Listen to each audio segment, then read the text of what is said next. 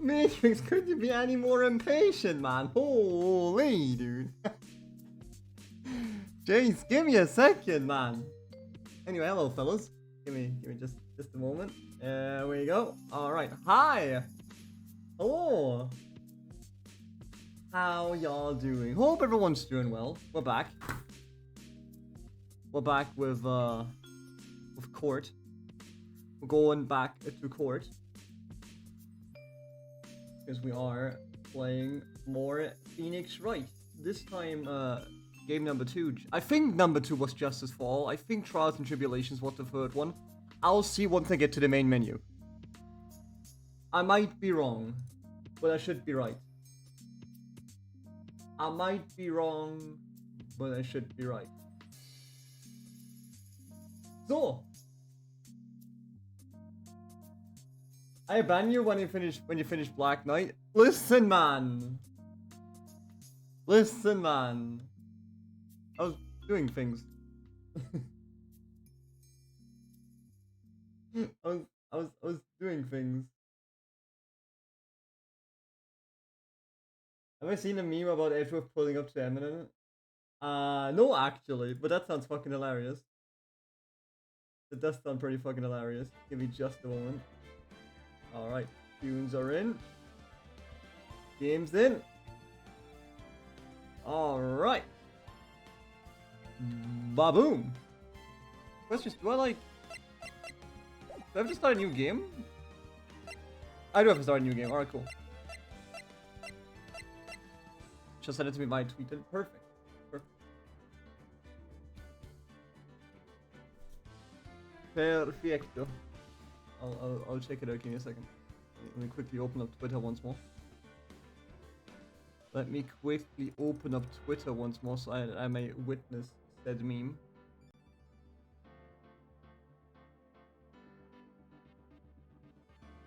Witness the true power of meme. Anyway. Put this here, put this there. Anyway. Okay, Justice Fall was the second game. Trials and Tribulations was the third one. Perfect. So I was objectively correct. So, new game.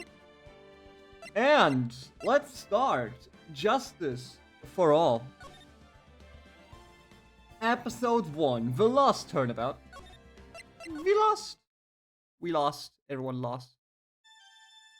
Oh shit.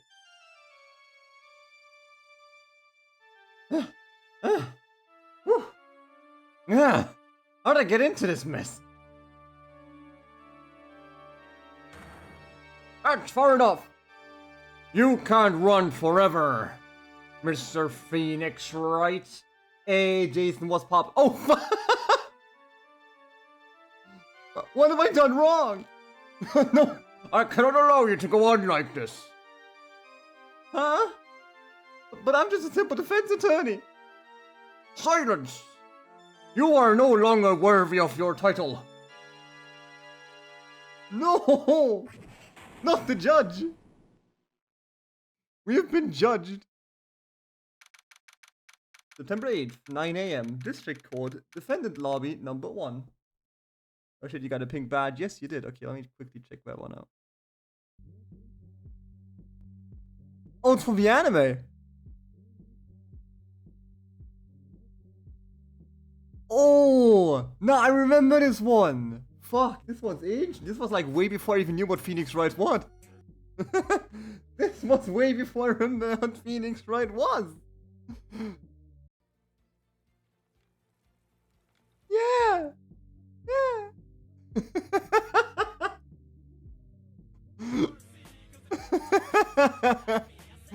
Hey, Jiwolfa-san! Fuck, this was ancient, man! Holy hell! God damn! Alright, anyway.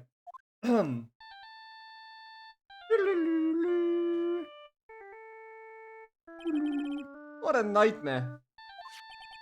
And I bet it was this ringtone that caused it. Oh, the model, but it checks out. Sure. I really should be dozing off right before trial starts anyway. Wow, Phoenix, you've been slacking. Beep. Huh, looks like they hung up. Ah, good. I finally found it. I finally found it. Oh shit, the fire extinguisher. Talk about a close call. I hate to do this to you, but you will die. It's nothing personal, kid. Oh shit. A few minutes later, District Court Defendant Lobby number 1. Any? Ah. A familiar sight. Ouch, my head. It's throbbing. And why does it feel so foggy in there? Ah. Good morning. Ah. Good morning? What's wrong? You don't look so well. You are their best first thing in the morning. Where's that fighting spirit? Sorry, but can you please turn the cheeriness down? My head sort of hurts. Roger that. Am I in trouble or something? Trouble. Oh, wait, never mind. You're a policewoman, right? I thought maybe I'd done something wrong. What are you talking about? I'm the one in trouble. What? I'm placing my life in your hands today, Mr. Phoenix, Wright? Life in my hands? You promised me. You said you would prove that I was not guilty. Not guilty? Let's see what we have. We have my badge. A cell phone. Okay. Dustin's autopsy report. Broken neck. Body was covered in bruises. 9-6 at 6:28 p.m. And broken glasses. Just when I thought all hope was lost, when all the other lawyers had laughed me off. Leave it to me, you said. You, the one and only Phoenix Wright, came to save the day. And just like that, I was moved to tears, sir. I'll never forget what you're doing. Never forget what you're doing for me, ever. What is this girl babbling about? Actually, I really love to watch court proceedings and I always root for you to win. When I'm off duty, I like to come here and... what's wrong? You've been acting really strange and you keep staring at me. You're making me kind of nervous, sir. Oh, sorry. Oh, my head. Afraid to ask, but here goes. So, this might sound bad, but, who are you? What? Mr. Wright, how can you say that? How can you do this to the fragile heart of a girl about to go on trial? You're absolutely horrible. No, I mean, I didn't mean it like that. It's just, you know. Is this how a defense attorney treats his clients, sir? I can't believe this. Oh, it's just, well, I think you're the wrong person. Yes, I'm.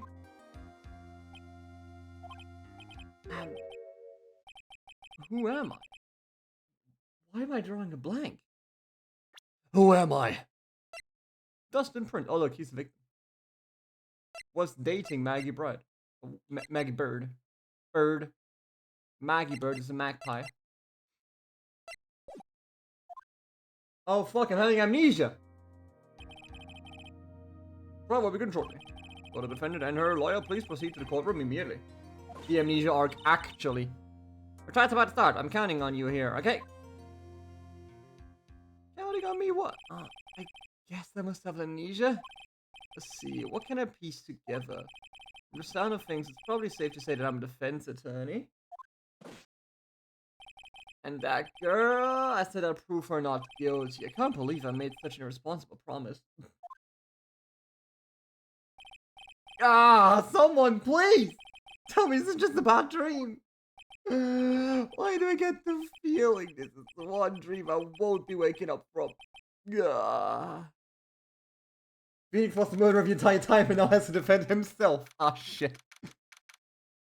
September 8th, 10 a.m. District Court, courtroom number 2. Oh, it's that guy again. Court is now in session for it. Ooh, tune? Court is now in session for trial of Mr. Maggie Bird. The prosecution is ready, Your Honor. What is it, Mr. Wright? You talking to me? Do you see any other defense attorneys here? I guess not. No, then, are you ready?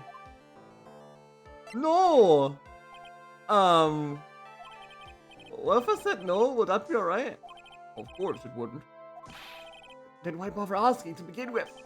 Actually, you see, Your Honor, my memory is kind of, The court were not here to defend his excuse. Because the defendant is a member of the police, in this case is under great scrutiny. Therefore, we must make this trial fair but swift. I believe I have told you this before. I hope you're not telling me you've forgotten. I've forgotten everything! Actually, I have. Mr. Payne, your opening statement, please. Yes, Your Honor. As I'm sure you're well aware, the defendant is accused of killing her lover. What's worse, her lover was a fellow police officer. A policeman? You did what to a policeman? It wasn't me. And besides, Dustin and I, we weren't lovers like that. In any case, the prosecution will prove that the guilty party is none other than the defendant. Very well. Mr. Payne, please call your first witness.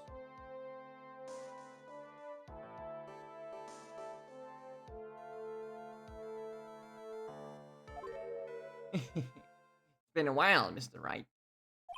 Let's see what you've learned since last time. Actually, in negative, I lost everything. I won't show you any mercy this time, rookie. Okay.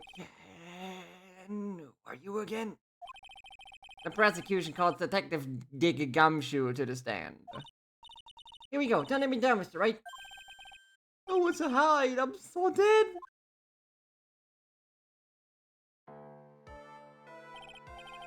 Witness, please state your name and occupation. My name is Dick Gumshoe, sir. I'm the detective in charge of homicides down at the precinct, sir. You look very well, Mr. Detective. Well, sir, the defendant, she works under me, so, you know. You work under that detective? Yes, sir. And while I was a trainee, he was always watching out for me, sir. He's such a wonderful guy, sir. I'll never forget what he's done for me. Okay, calm down. I believe you. Detective Gumshoe, please describe for us the details of this murder. Yes, sir. It happened at the park near headquarters, Expose Park. The victim was one of the local cops, Dustin Prince. He was pushed down from the benches on the upper path, sir. The lightning beat his body up bad and snapped his neck. The details are listed in the report that was distributed yesterday. Oh, yes. This autopsy report, correct? Why do I not remember getting a copy? You do have one, though. I see everything is in order here. Even the estimated time of death is unusually well documented. The victim's watch stopped from near Beck of Landing, sir. The result of the autopsy confirmed the time of death. If I may, Your Honor. The prosecution would like to submit this photograph. Very well. The court accepted into evidence.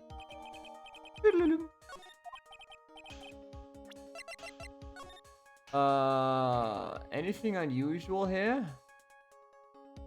Yes, I can already tell the time doesn't align. 6:28. Actually, obviously the time doesn't align because, you know, the watch broke and the clock probably kept going. So this is roughly like an hour later. What was taking roughly an hour later?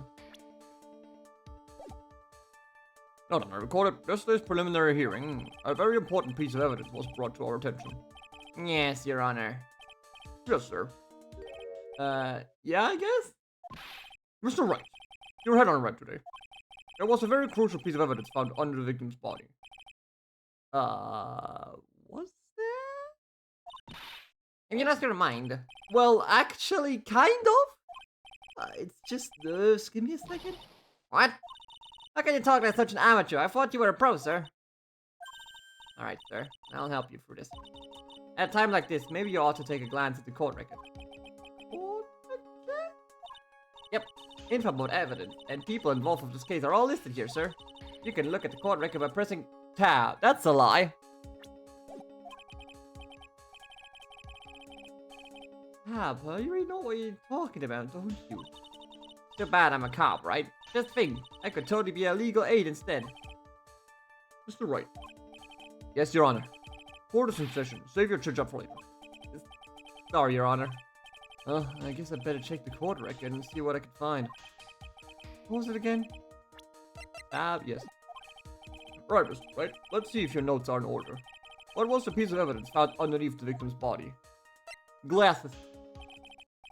Phoenix realizes he in a PC put up a video game. Ah, fuck.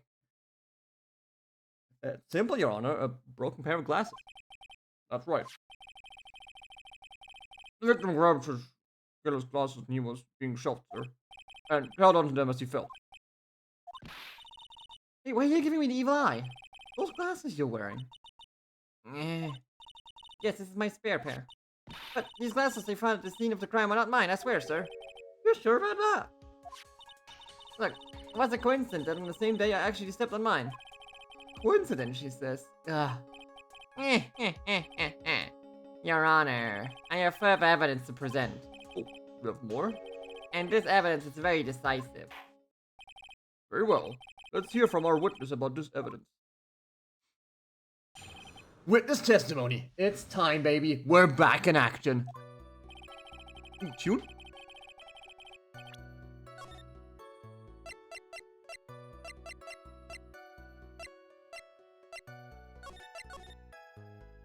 Oh, just override this. Oh, it has different. Oh, it has a different color. That's good. That's good. Helps the brain. There's something even more incriminating than these glasses under the body, sir. During this date, the victim was pushed from the bench area, but he managed to write the culprit's name on the ground where he landed.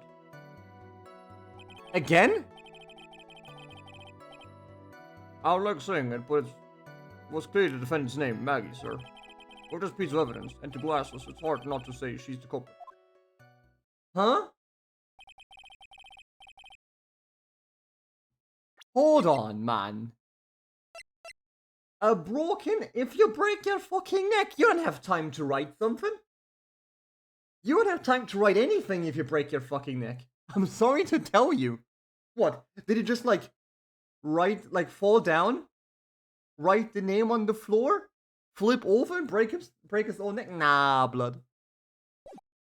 This is a picture of your writing, Honor. What? This is... Yes, I can see your name is clearly written here. Also... Man spelled her name wrong, just saying. The prosecution would like to submit this picture. Understood. The court accepted into evidence. I mean, to be fair, this is technically a tutorial trial, so, you know, it all has to be, full of holes. The glasses alone didn't make you look suspicious. The victim even wrote your name clear as day on the ground. But, I already told you, those glasses are mine. And how do you explain his dying message? It's a conspiracy. I'm not guilty, sir. Mr. Wright, you may cross-examine the witness. Cross-examine? This is it. I'm counting on you. Sure, but what am I supposed to do? What? This isn't like you at all. Normally, this is the part where you get into the witnesses' faces. Get in their faces into what? I guess there's no way around it. Okay, I'm going to lend you a hand. The prosecution's witnesses all hide things from the court.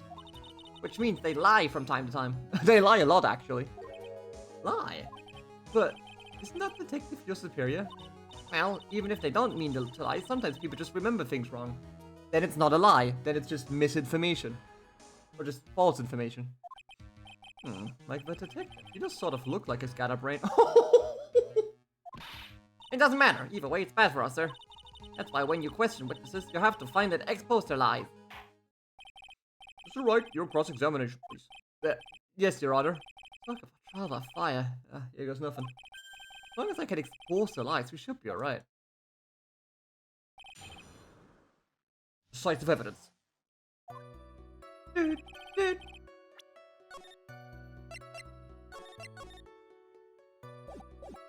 Hold it! About those glasses. Do you have any proof that those belong to my client? The lenses are for nearsightedness, and they're almost the same spec of hers. Even the frames look kind of like the ones she's wearing on her ID, pal. What should I do now? See you, press. Instantly goes back to slamming the table. He knows his shit. Like some instinct you can't take out even if you shatter the entire brain. Hold it. Almost and kinda are not good enough in cases like this.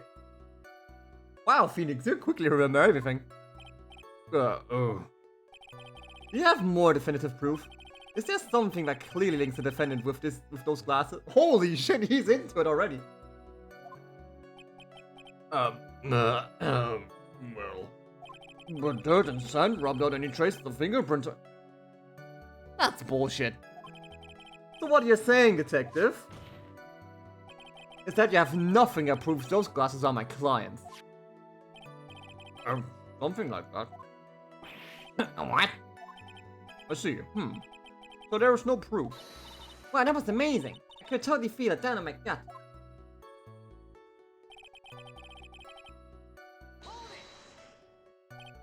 Now, you sure he was pushed and that's how he fell? Yeah, well, if you look at the wounds on the victim's body, there's no way it was anything else. Please get to know your testimony, detective. Anyway, the victim fell pretty far.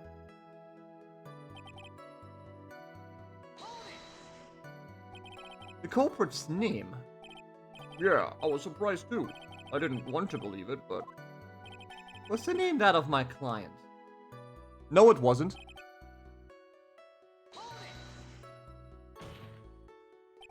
Are you absolutely certain? Sorry, pal, but that's what it said. This is a picture. No matter which way you look at it, it still says Maggie. It's got a point. Hey, hold on. Huh? Don't harm me. I know the picture says Maggie, but now that you mentioned it, something does feel kind of off about this picture. that's how you find out a contradiction. Now hurry up and present some evidence. So that's what spotting a contradiction feels like. I'd better check the court record again.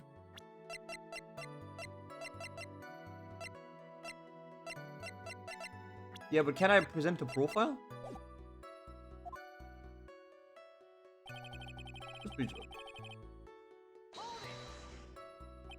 And you are certain that it was the victim who wrote the name on the ground? There were scratches on his fingers on the rough sand, and there were grains of sand stuck under his point finger. No. Certainly seems the name was written by the victim himself. That didn't go well. Wright really was the victim himself, and we're in a lot of trouble. Don't give up. Keep that fighting spirit going. I'm glad you're all pumped up, but... I really want to see your special moves, sir. My what? You always look so cool when you present evidence. Present evidence? Actually, I was just thinking about that. Yes, the great Phoenix Wright is back. Oh, that's right. Huh? I heard that lately you can present not only evidence, but people's profile. There we go, man. There we go. Okay. Improvements. We're balling. Sure makes things a bit more complicated, so be careful, sir. Oh, it's profiled, huh? Alright, let's give this another try. Awesome. That's great to know, actually. It will make things a lot harder, but that's great to know.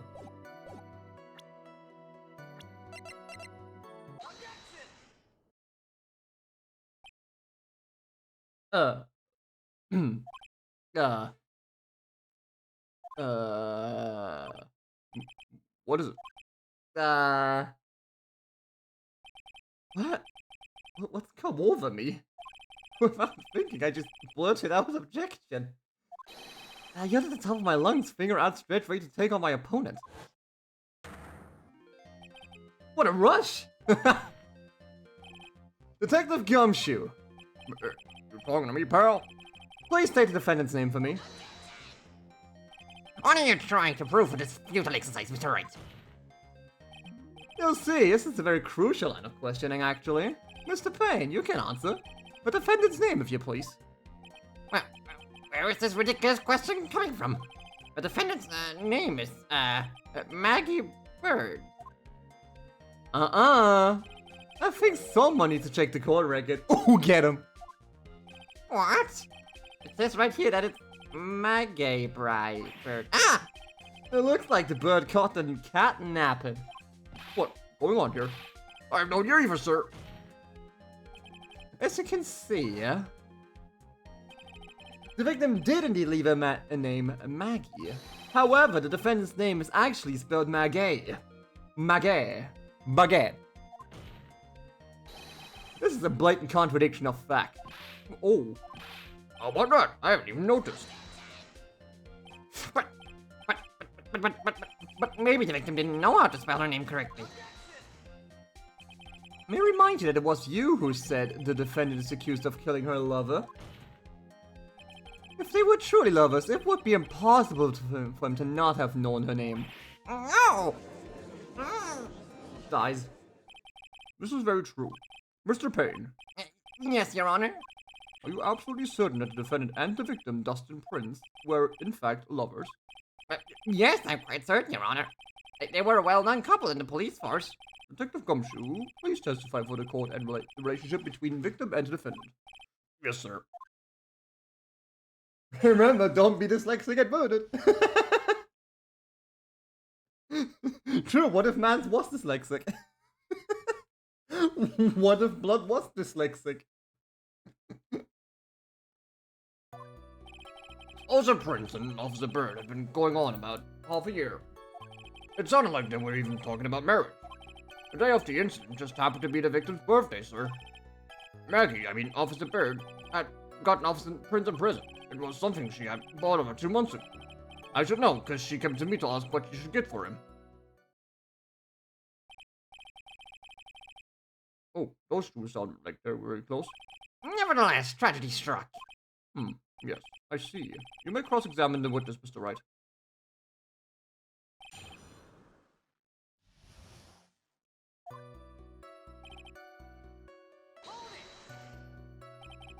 How do you know about this? Every year in March, we have a training camp for us cops.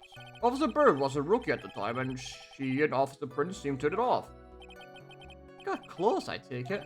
Actually, I was supposed to go too, but I couldn't pay the deposit for the trip, so I did. You're a detective, man. Come on. If only I had gone on that trip. What is it? Oh, well, nothing, sir. Really, anyway.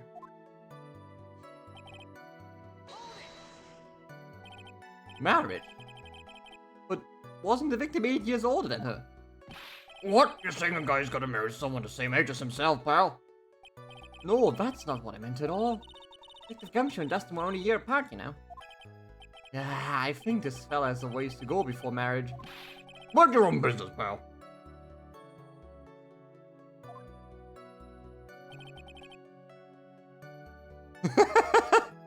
Got an achievement for that. Alright. Expendable, ironic, because your existence is expendable. Get the fuck out of here. Anyway. The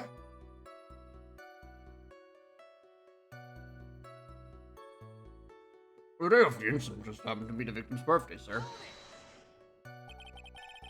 The day of the incident? You mean September 6th? Yeah. The victim, Officer Prince, had just gotten off duty at 5:30 p.m. that night. And since Maggie's night shift hadn't started yet, they went to the park for a bit. Oh, I remember when I was young and in love. Oh, it was a jolly time. That's great, Your Honor. I'm glad you're such a cheerful old man.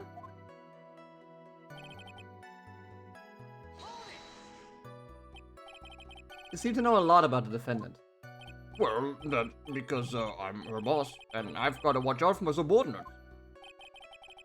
But even what she was going to give us a present, isn't that a bit too far? Hey, watch what you say. I know everything what happens under me if someone so much as scratches their... I really don't need to know that much. Mr. Wright, please refrain from badgering the witness.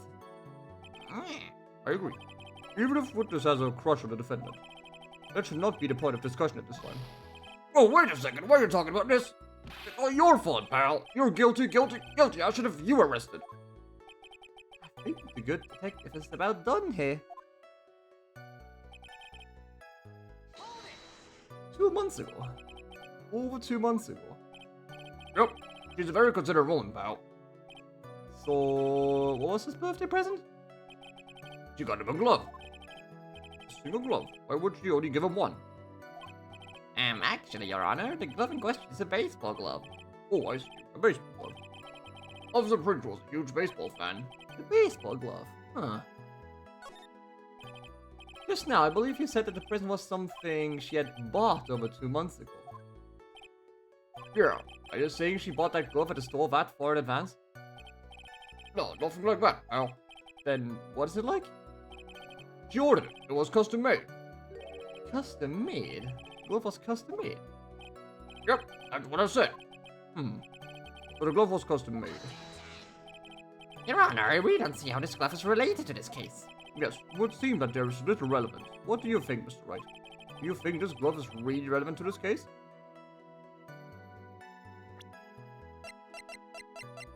Not yet. Not yet. So I'll say it's relevant. I don't know where this will lead me, but of course it's relevant. That glove is a key to this whole case. Yes, bluffing to the max. Now, this is the Mr. Right I know. What? I'm so happy you're back, sir. I was wondering how long it'd take. This is great. Huh. Pressing people. Feels like I've done this before. As if I used to do this to squeeze information from even the most tight-lipped people. Very well. If you are that convinced, then let's hear some more about the matter. Actually, I brought the glove with me today. And? Why did you say so earlier? Hurry up and show the glove to the court. Well, I didn't think it had anything to do with this case, but... Anyway, this is it, sir. It's, probably yellow, isn't it? Huh. Custom made, you see.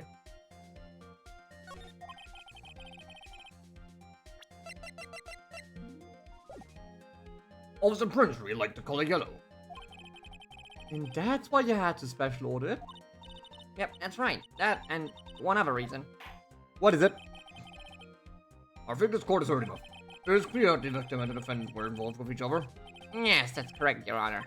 Now, that's true. It brings up an important question. Was the name Maggie really written by the victim? I see your point, Your Honor. Detective Gumshoe, please tell the court a little more about the name on the ground. Yes, sir. Writing on the ground.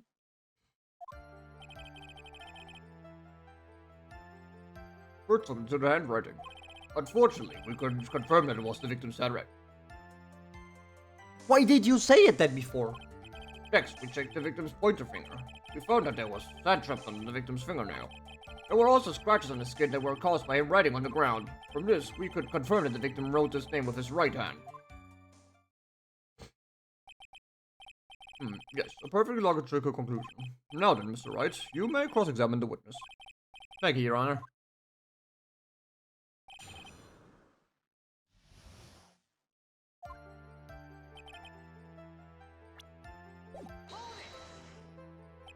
But can you really determine handwriting based on a sample written in sand? This is why amateurs are amateurs. We're not a bunch of simpletons, pal. Scientific investigation in this court's actually pretty good. I believe it's time to get back to the real point. Agreed, Your Honor. So, what was the result of the investigation?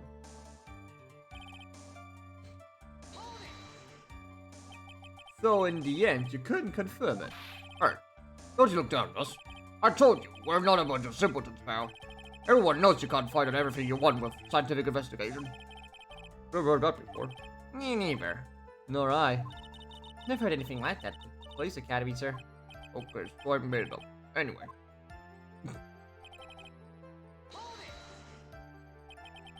His pointer finger. You know, the one you're always pointing and waving around in people's faces? Don't tell me it bothers you. Every time you do it, I have a mini heart attack. It's like you're trying to kill me, pal. In any case, we examined the victim's index finger, correct? Real, you could tell would be something on his finger if he had been writing in sand. And the results?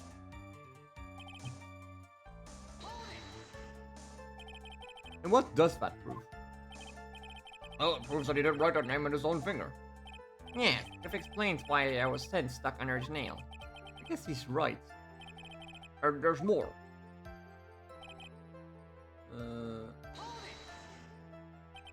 Scratches on his skin. Yep, you can't see them with your naked eye, but they're there. This is incredible. Sure is, that's the power of scientific investigation.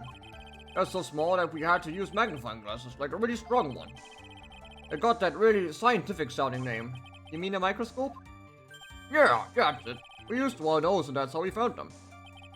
I can't believe this guy doesn't know what a microscope is.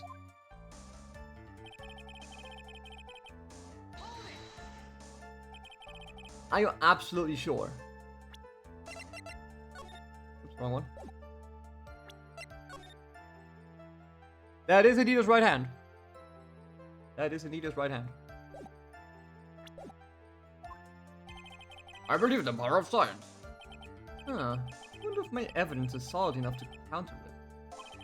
According to this, you would think there was only one conclusion.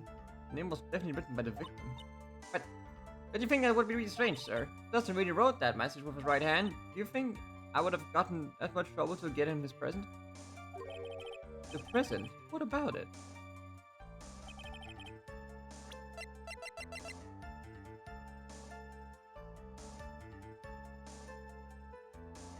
This is a right-hand glove, isn't it? Yeah, this is a right-hand glove.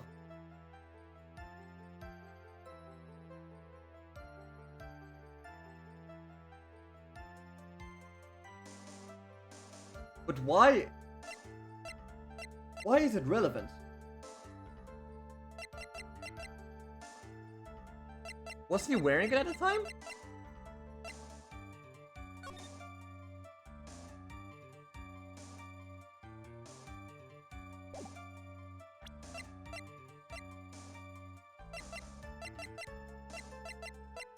Was he wearing it at the time?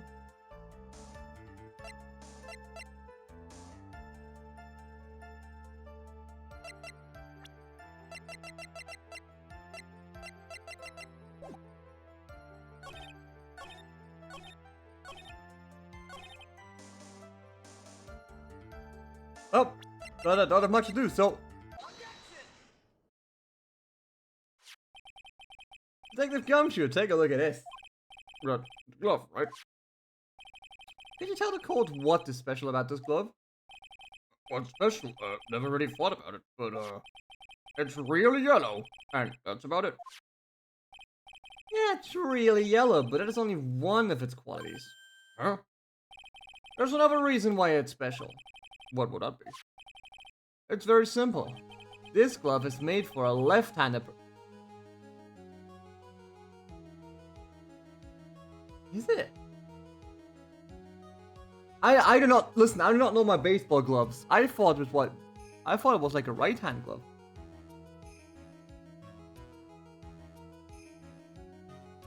Listen, I have no fucking clue how baseball gloves look.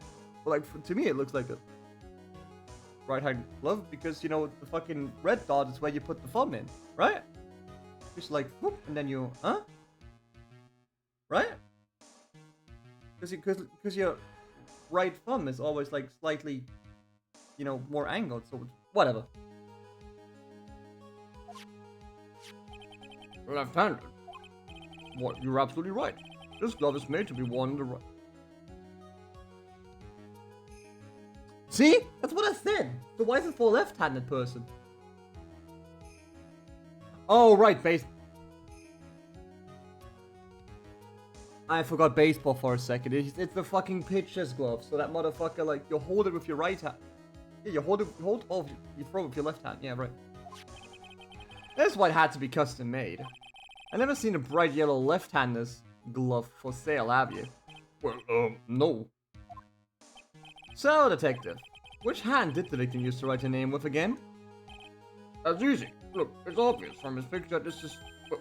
Wait a second. Don't forget that the victim was left-handed. Oh! I object. Overruled. Mr. Wright, I would like to know what your line of reasoning proves. There's only one conclusion that can be drawn. A left-handed person could not have written a message with his right hand. Therefore, the person who wrote the name Maggie could not have been the victim. Order. When you think about it that way, yes.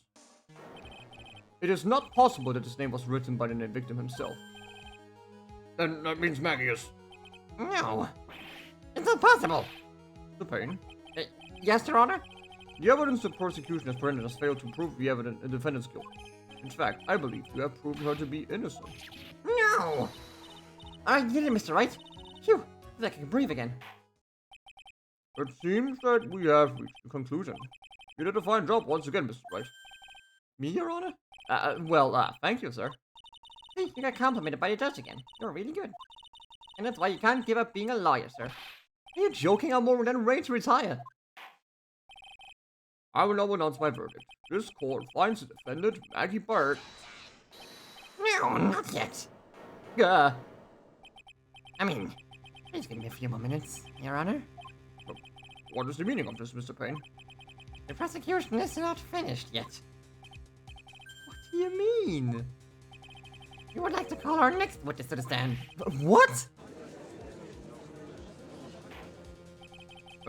What did this witness, witness? The moment the victim was pushed to his death. That's where he saw the very face of the culprit. What the heck? Order in the court. I believe a recess is in order. Afterward, we will hear from this new witness. I had a feeling that was a bit too easy. Huh, need more information. I'll have to see what I can find out during this recess. Can't let my guard down. It's only going to get tougher from here. Court is adjourned for recess. Bonk. To be continued.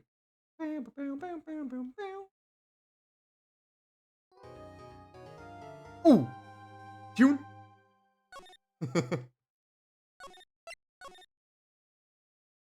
Got him. September 8th, 11:43 a.m. District Court, defendant lobby number 1. Amnesia? I can't believe my lawyer's trying to defend me in such a state. Why didn't you tell me, sir? I tried to. I'm sorry, I didn't mention it to you. Oh, I know what to do. I heard you can fix something like this with a really strong shock to your system. Please don't tase me.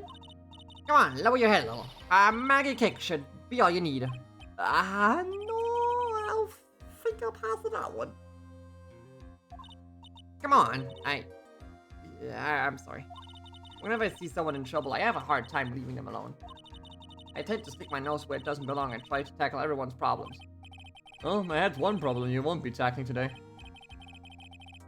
Whew. We had to solve your problem first. We can deal with mine later. For now, do you think you can fill me in on a few things? Of course, I'd be honored to. Well, I guess we'll start with my name and then I can tell you about me. No, that's okay, really. I think I know you and your name pretty well by now. I was wondering if you could help me figure out a few things about myself. So, my name is Phoenix Wright. What a weird name. This is serious. You really don't remember. I'll tell you what, sir. You can have this back, and maybe I'll help. Well, this is the business card? I got this from you. It's my most prized possession. You can borrow it for now, but please give it back, okay? Okay. There's some numbers written on the back. Oh, that's your cell phone number. I got my own number. Nice. Hey, I just passed out, and this is crazy. So here's my number. So I finally know it again. I guess for now we should stop talking about me. Why is this in the court record though? And start talking about this case. This case? Yep. Can you think of anything that would be helpful for me to know? What can I tell you? I can't think of anything about that incident with the cell phone, but... Cell phone? Yeah, your eyes lit up when we talked about it at the detention center, sir. Huh? Hurry up and tell me. This might be very important. Okay, Roger. Hit me. It was on the day of the crime, just before 6 p.m. I picked up a lost cell phone while on the walk with Dustin. The blue the blue badger is back, baby. That blue fuck. All of a sudden, the phone began to ring. Hello? Oh, thank you. I've been searching for my phone. Is this yours? Oh, I'm glad you called. We can meet up and I can give you this back. You'll be right there. I'm sorry, I didn't catch your name. You can call me Maggie. It shall haunt me until the very end. It really does. That fucking blue badger will be everywhere. We agreed to meet up at 6 p.m. Dustin and I waited for the person to show up, but they never did. So, where's the phone you found now? I gave it to you yesterday. Huh? Timmy? Got the phone in my pocket. You mean this? You think it has anything to do with the murder? I don't really know, but if my eyes lit up... You're some... Maya! I called you a million times and you didn't pick up. And when I went to check in the courtroom, everyone had already left. Yeah! Now who the heck is this? Let me guess, I'm supposed to know this girl too? Hey, good morning, Maggie.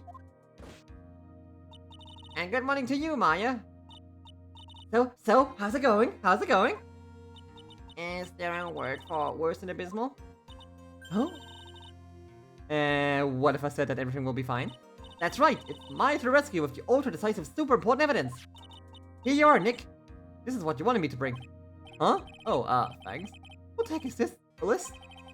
There's about 20 people's names and phone numbers written on it. It was kinda tough, but I managed to dig up some dirt. It looks like these guys are up to no good. Oh, good. As in? There's a group of con artists the police are currently investigating. I think these guys are members of that group.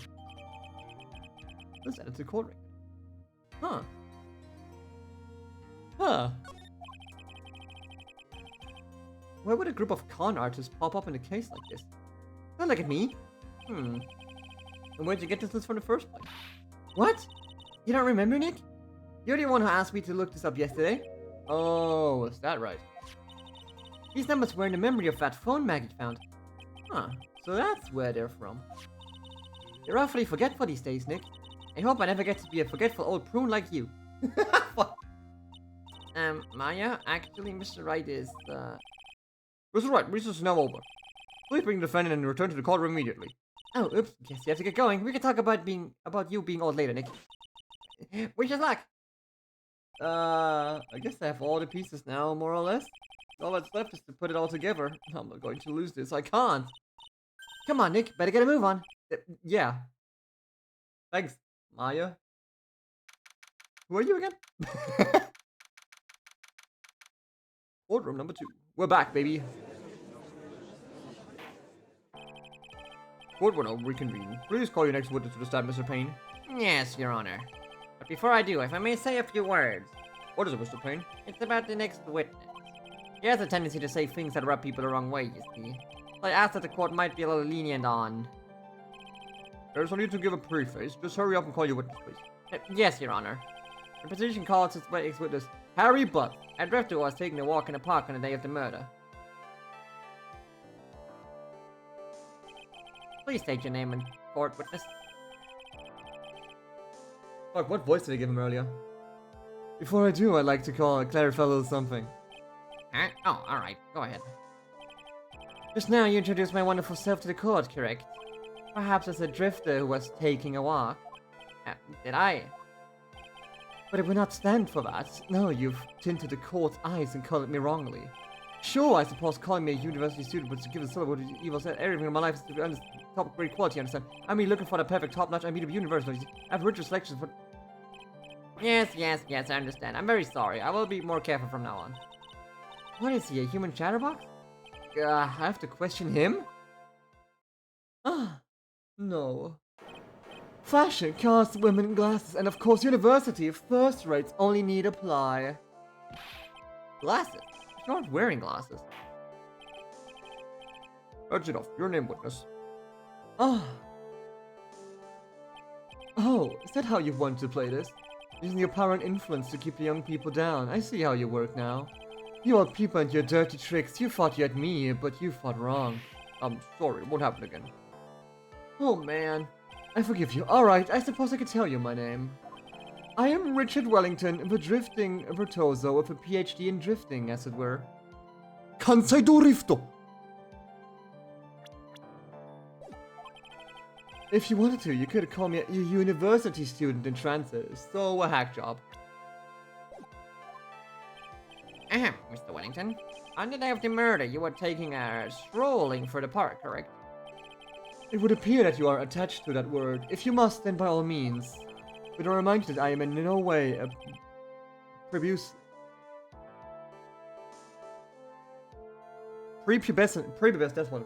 boy out on a walk with mommy. If you must know, I am... Anyway, please testify to this court what you saw during your walk through the park. See, you said it again. Taking a walk, you know, you... What your witness will do, Mr. Wellington. Oh! What I saw that day was simple. I was at the park all afternoon, deep in thought about my life situation. I don't remember the time all that well, but I do believe it was past 6 p.m. All of a sudden, a police officer fought from above, right in front of my eyes. Without a thought, I looked up, and there I met the eyes of a charming young lady. Of course I remember her sweet face. It was that of the pre-defendant there. The only other thing I was... the banana that fell with the police officer. The banana? Oh, you mean the, That was certainly a decisive testimony. Decisive? Nick, do you hear what he just said? Yeah? That's all you have to say? How can you be so calm? Strange. My mind is very calm and clear. Maybe it's because I believe in my client? You mean Maggie? Yeah, and if she really is innocent, then that can only mean one thing. That guy's lying.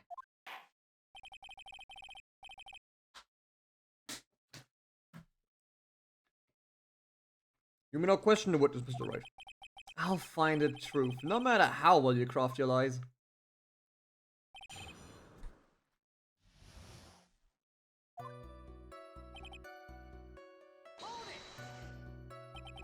So you were at the park all afternoon. You seem to have a lot of free time. Huh. It was very rude of you, but then again, what can I expect? That's what you get from a man who graduated from a no-name, trashy university. No-name? Trashy? No, this might be hard for a mushhead, feeble-minded baboon like you, but I have to think very carefully about the future of our great country. But I thought you said you were thinking about which college to go to just now. Oh, please. Which university I go to would directly affect the very future of this country. What arrogant little snot. I don't know. Wow. How do you know what time it was? I see you're not wearing a watch, so... Oh, you know. Is that the best you can do? Do you think you can discredit me like that? You're just a third-rate biased fool with a second-rate evidence locker. I guess I can't expect real smarts from you. Ah, this arrogance is really intolerable, so what should I do now? Press harder. Answer the question, how did you know what time it was? I can't believe I have to deal with a worm like you. You're just a shallow man who can only slam on desks and point at people for fun. I guess I don't have a choice. I'll try to explain it so that even a third-rate simpleton like you can understand. There was this little thing they call a clock at the park. Did you get that? Do you know what a clock is? It's the thing that tells you the time. As you can see, Mr. Wright, it's even in this picture of the crime scene. Oh, so it is. I looked at that clock and that's how I knew the time. But if you ask me, this whole concept of oh god.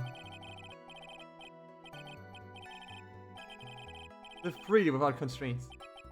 And yet again, another flood of meaningless words. Talk about a first-class waste of time. In any case...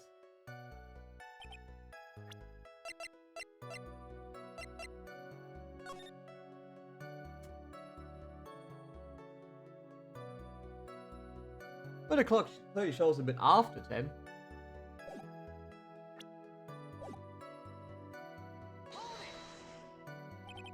And how did you know he was a police officer?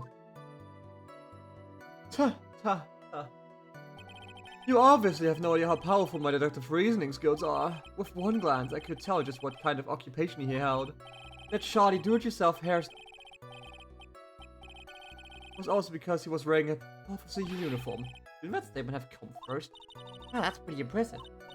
Hey Nick, do you think he's figured out what I do? Even I haven't figured that out yet. He's a spirit medium, you pillock.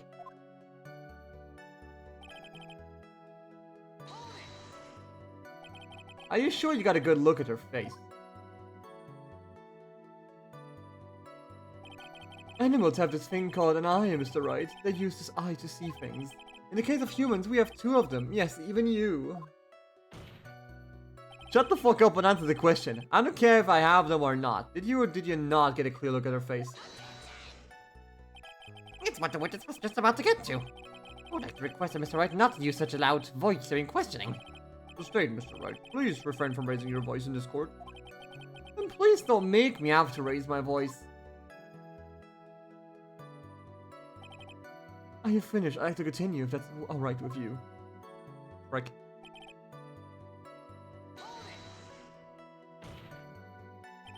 So you're sure that you're not mistaken? Please don't confuse your pitiful train wrecker for life with mine. Ah. I'm what you call a famous brand name product, while you are only a cheap imitation. There's no way someone as magnificent as myself could have made a mistake. Of course, of course. Oh, ho, ho, of course. Do you notice anything else of interest with this?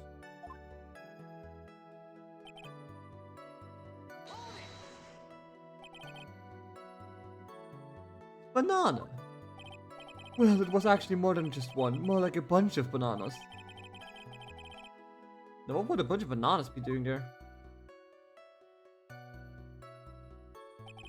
And why would I know such a thing? I'm only telling you what I saw. It's pretty strange. Maggie never mentioned anything about a bunch of bananas. That's it, Nick. He's gotta be lying about the bananas. No shit. Huh. He could be, but there's no reason for him to lie about there being a bananas at the crime scene. And what if it's not a lie? Well, maybe you thought he was seeing one thing and it was something else. He must know something else for a bunch of bananas, and that would be an inaccuracy. Think, Phoenix, think! My client is innocent. There's no way he could have seen what you said he did. Which means he can somehow show he's lying.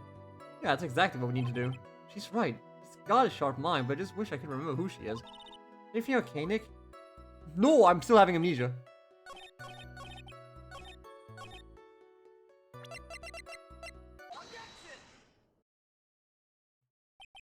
Mr. Wellington, I believe I have the bananas you saw right here, because you're fucking bananas, bro.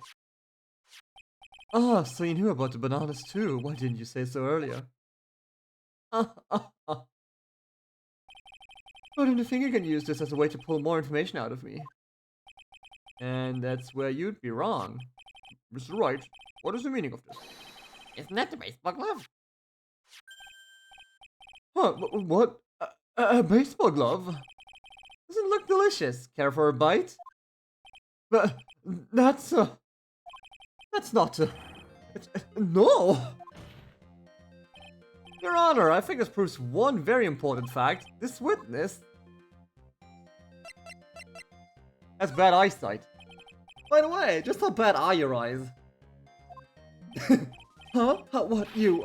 Why you ask me about this all of a sudden? Your Honor, it is very simple to mistake a glove for a bunch of bananas. No.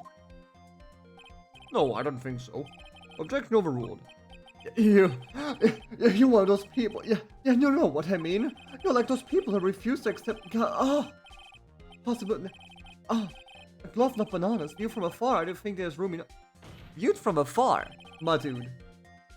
And that is exactly why I ask how bad your eyesight is. They're both 2200. I suppose you're going to tell me that's terrible, right? Why are you not wearing your glasses today, then? Because he broke them!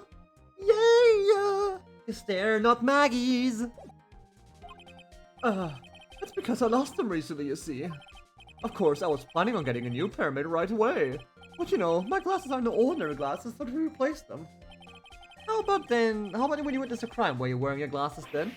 How about it, witness? You are an unrelenting evil man. You're like those people... John Dark. Oh, okay. She was still gruesomely, but...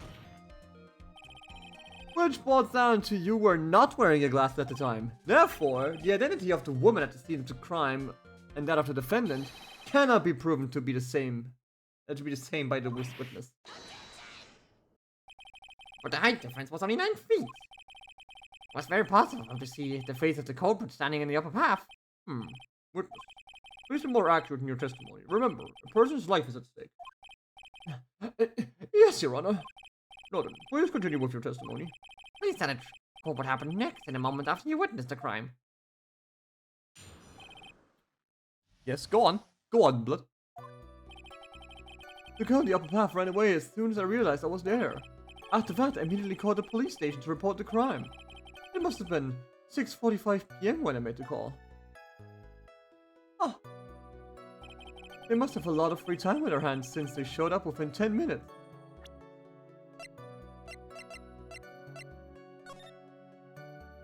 Which means it would be 6:55. It's not 6:55 on that one. It's 7. Or 8, depending on how you look at it.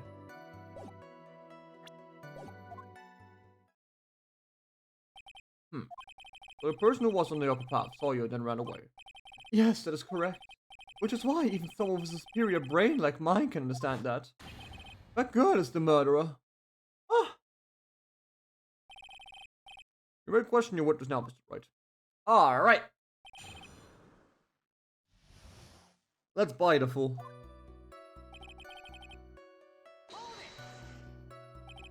She ran away just like that. Yes, she did. She saw me and flew the nest like the guilty bird she is.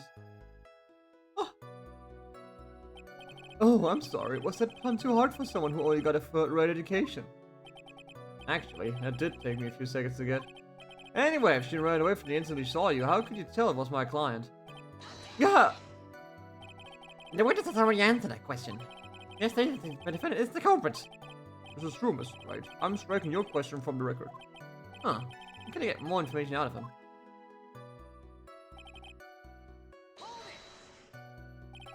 Immediately, as in? As in immediately. I mean, sure, a minute might have elapsed before I did, but that's the duty of every good citizen, or did they not teach you at the pitiful school? I think people learn about how to call the police in college. Hey Nick, you think you should take a look at the court record for a sec?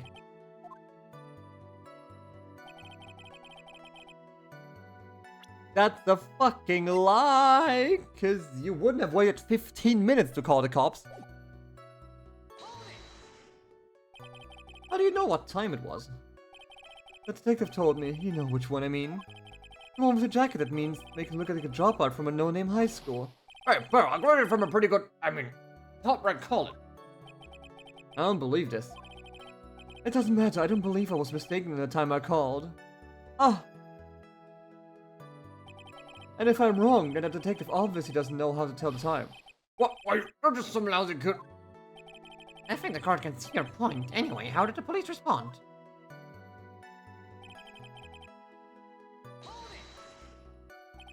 So you're saying that there were police on the scene by 7 PM? They got there before that, I think. There usually aren't many people in that area at that time of day. But suddenly, before I knew it, there were people crawling all over, gawking. Ah! It certainly says something about the morals of the people in this country. I don't find anything out of the ordinary in this testimony. Why don't you take one more look at the court record? Yeah, I guess I should.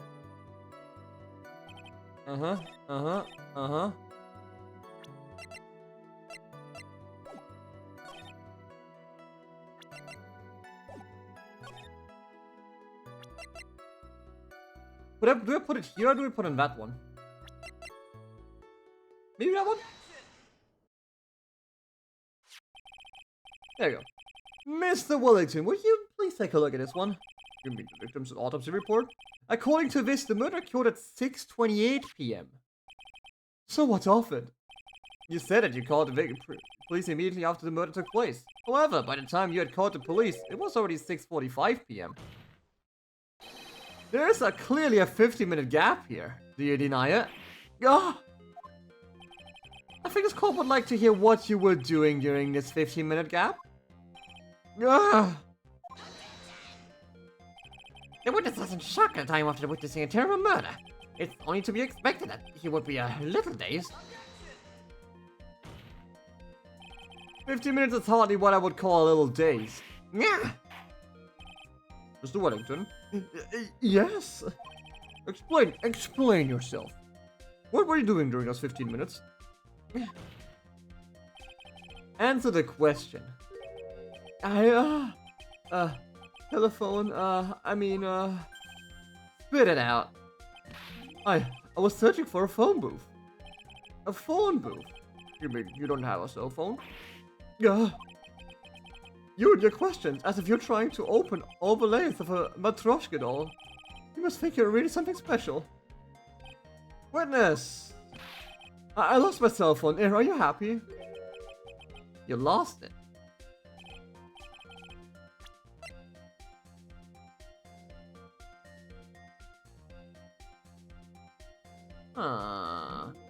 Unbelievable, you lose your glasses and your cell phone.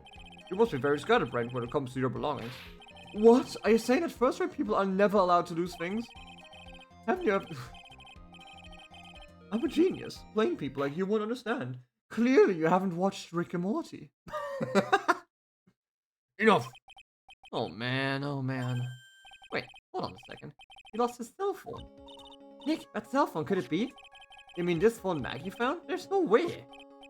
Oh, I didn't see this coming. What should I do now? Mr. Wellington, where's your cell phone right now? What are you getting all excited about? You seem to be a little confused. I found my phone, I have you know. See, here it is. Oh, I see. Huh, looks like he's got his phone. And I thought it was just maybe that was his. Huh. They got a replacement. Well then, I think we've cleared this issue up. At the time of the murder, the witness did not have a cell phone because he had lost it. Therefore, the delay in his call was caused by his search for a phone booth. Well, that's the gist of this. I guess you could put it that way and leave it at that. Do you have any further questions, Mr. Wright?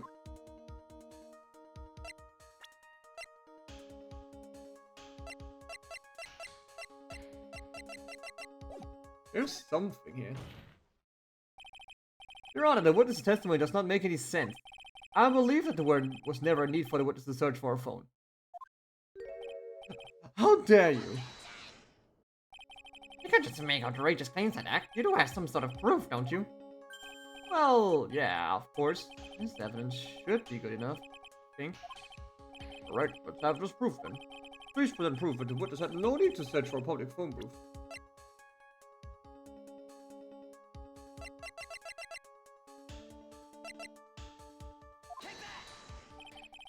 Very simple. This is the evidence that backs up my claim. And yet again, you have presented this court with an obtuse, meaningless item. Huh? Obtuse and meaningless. I don't get you at all, Nick. Why do you think he wouldn't need to look for a phone in the first place? Well, it's because looking at it just hit me. I thought, hey, he really didn't have to look for a phone. Why did you hurry up and present that piece of evidence? Huh.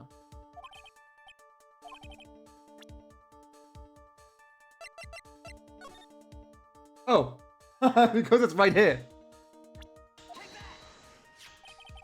Quite simple, actually. Please take a look at this. The crime scene photo. Is there a problem with it? Oh, there's nothing wrong with the picture. But if you don't understand my logic after looking at it, something is wrong with you. No! It's a phone booth. That is correct. All the defendant had to do was walk 3 steps. Mr. Wellington, why did you not use the phone that was right in front of you? Ah! Order, order.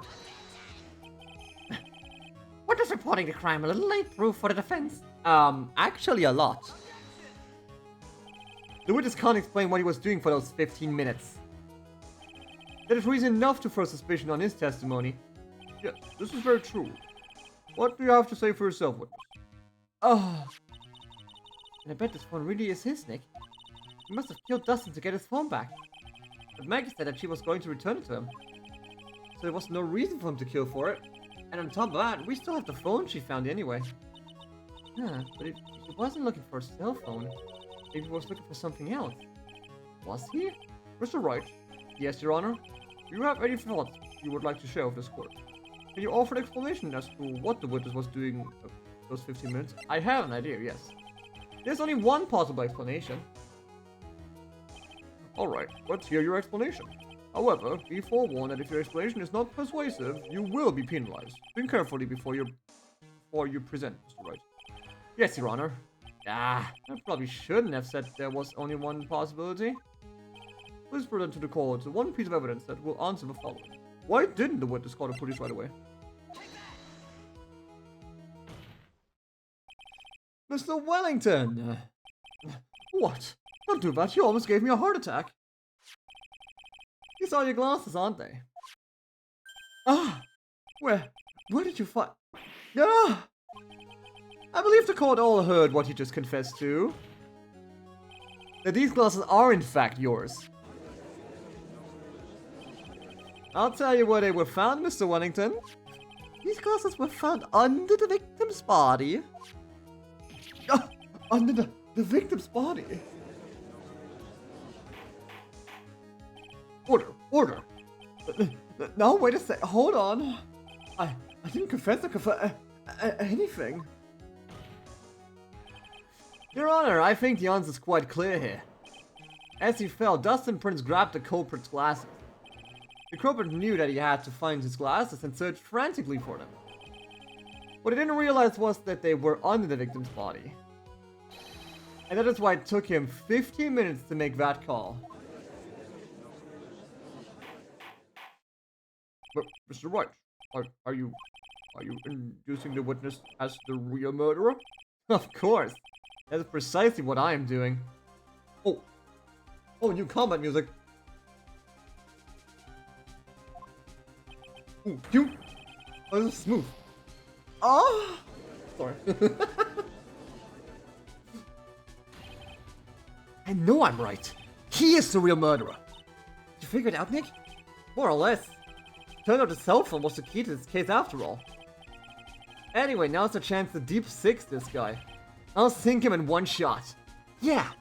This is so exciting watching you work again. Somehow my old self is coming back to me. It's time to sink or swim. Everything rests on the edge of this knife. This is the moment I've been waiting for. Order. Your Honor, the defense is making a mockery of this court. Without any solid ground to stand on, he accuses the witness of being a murderer. Yeah, that's right. I'm no criminal. This photo in front of a lawyer. In that case, why don't we look at it from a different perspective? Let's hear the explanation as to why you are not the murderer. Why, that's easy. For example, there's the name of the victim wrote. What about that? Oh, you mean the name Maggie? Yeah, even an idiot like you can recall that, can read that, right?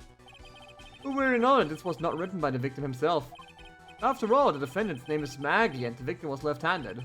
In other words, in order to make the defendant look guilty, the real criminal used the victim's right hand to write her name on the ground. But wouldn't that mean the real criminal was someone the defendant knew? Otherwise, how else would the person know her name was Maggie? Maggie. That's a good point. The witness didn't even know of Miss Bird before this trial. I forgot. Was there any way these people could have known Maggie's name beforehand? There was a way. It would be best if I could prove that the witness had a chance to learn. If the defendant's name was Maggie. Now, will the defendant please present this case? How would the witness know the defendant's name?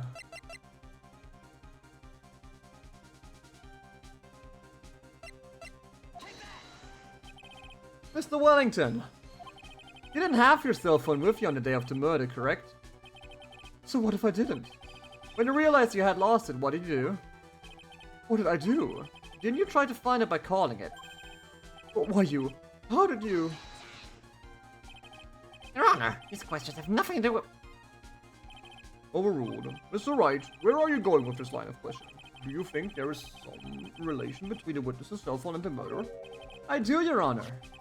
On the day of the murder, Maggie Bird picked up a lost phone in the park. And she also received a phone call from the owner of the phone.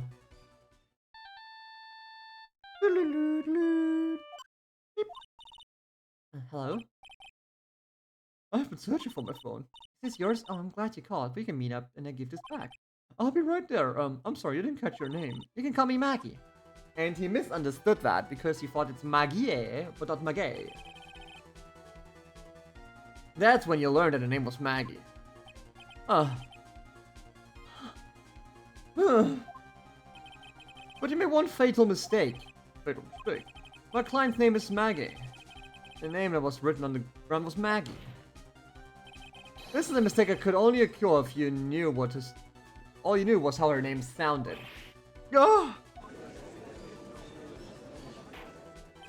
Order. But, Your Honor, the witness had no motive. Your point is? It's very simple, Your Honor. A person usually would not kill someone without a reason. Mr. Wellington had no reason to kill anyone. That is absolutely correct. I don't have a motive. Mr. Wright, Your Honor? can you explain what motive this witness could have had? Very simple, Your Honor. Are you sure, Nick? I said I can't offer an explanation and it would try it's over, right? Yeah, but... Now then, please present to this court proof that Woods had a motive. Because there were creepy numbers on it, and he would not want anyone to know. Mr. Waddington's motive is right here. What is this? A list? These phone numbers were pulled from the memory of the phone the defendant found. And we have determined that the people on this list are members of a certain group.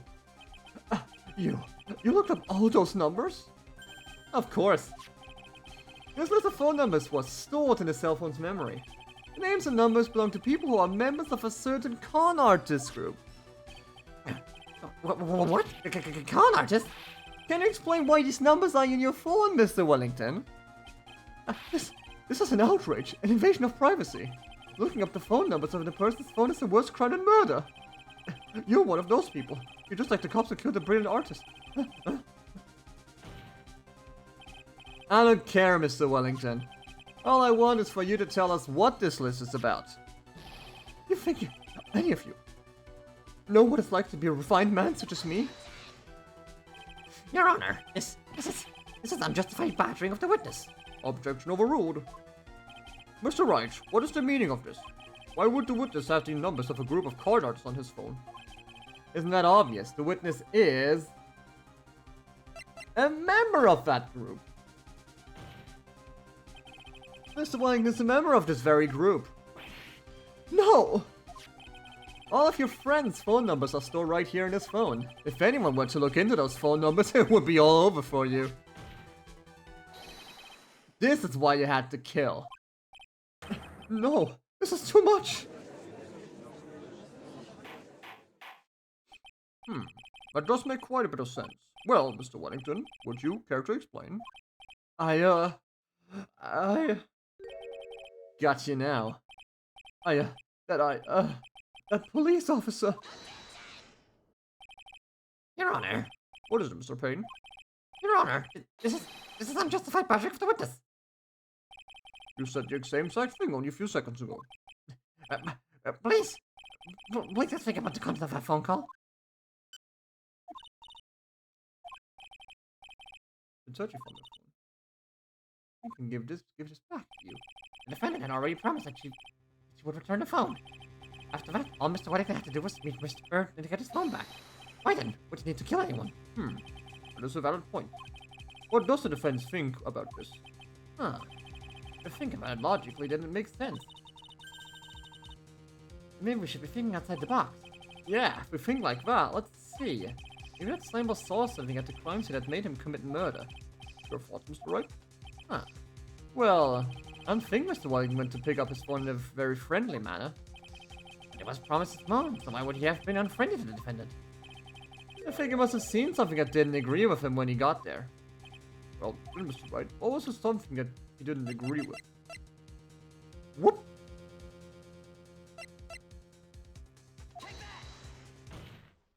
She's a cop, you fool! The witness saw this! Mr. Wellington, is he correct? Eh? Where's the expression on his face? What? Huh? Probably because he saw something that wasn't really bad from there. Oh, he was the very bad thing, right. What Mr. Wellington saw was the victim. Yeah, right. I framed the wrong person, whoops. Obviously, you had to kill the guy who had the thingy. The victim? You mean Dustin Prince?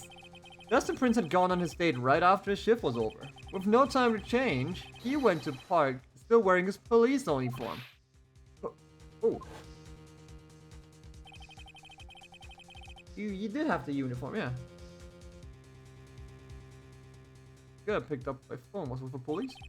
He couldn't have known they were going out, so he began to worry. He was afraid the policeman would ask a few questions before returning the phone.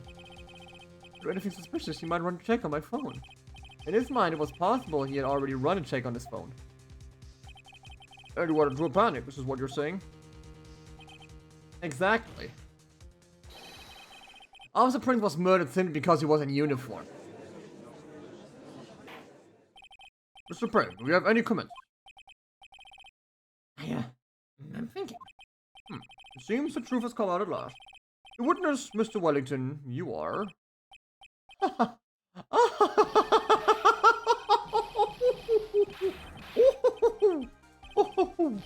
Impressive, not bad for a person with a third-rate education. What's that supposed to mean? The evidence, evidence! Ah, that guy's really creeping me out. All you've been waving around to take about is a suspicious cell phone. Suspicious phone number this, suspicious call group that, they're all on that phone. But who's to say that it's really my phone? Where's your proof, your evidence? You won't prove that this old phone is yours? Oh, I already told you earlier. This phone is lost, I've already found it. You don't even have the slightest idea who the phone in your hand belongs to. But you can't be sure it wasn't mine, you simpleton. What?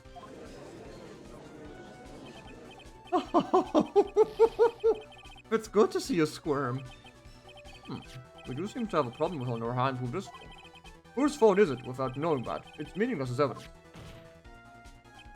Your Honor, this is bad. I can't let him turn the tables on me like this. Huh. A cell phone. There has to be something I've overlooked. There's got to be. Maybe...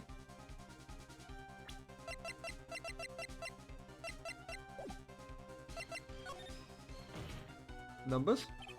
This phone has the names and numbers of those in the call group in its memory. I could show them to you, Your Honor. I don't believe this. What are you talking about? What we're trying to determine is who that phone belongs to. Who cares? There. Who knows? Maybe you want to edit those numbers in yourself. Well, this is quite right. I'm afraid I have to reject your defense's proposal. Huh. Yeah, the fingerprints in. I got it. We should check for fingerprints. Yes, Your Honor. Mr. Wellington must have left thumbprints on this phone. Nick, don't you remember? When you got that from Maggie, you wiped it off. And what? You said there was sand all over it, so... Wiped it? I wiped it? Pretty thoroughly, too.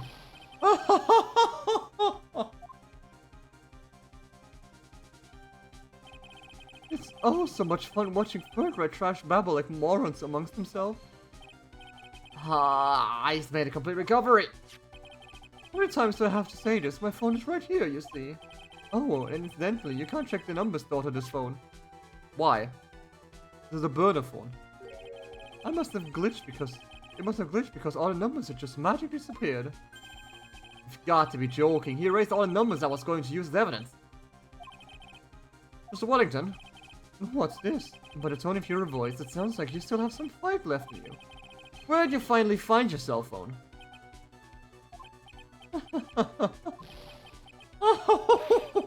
Oh, you are too much. And of course you have no idea what I'm talking about. Huh?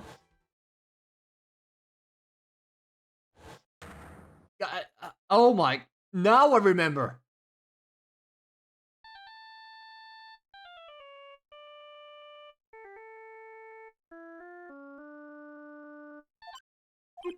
Huh. Looks like they hung up. Oh, good. I finally found it.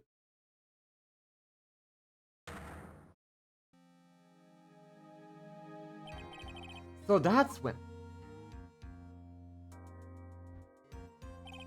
What's wrong, Mr. Attorney? Why the harsh glare in your eyes? Nick, we worked so hard to get this far, but if you don't do something quick, he's going to get off scot-free. I know. I know this phone has to be his. But how am I supposed to prove something like that? Mr. Wright, if you can't prove who the owner of the cell phone is, your indictment has no basis and therefore no power. It looks like you came up a penny short. Where did I go wrong? Don't blame yourself, you're merely a third-rate lawyer.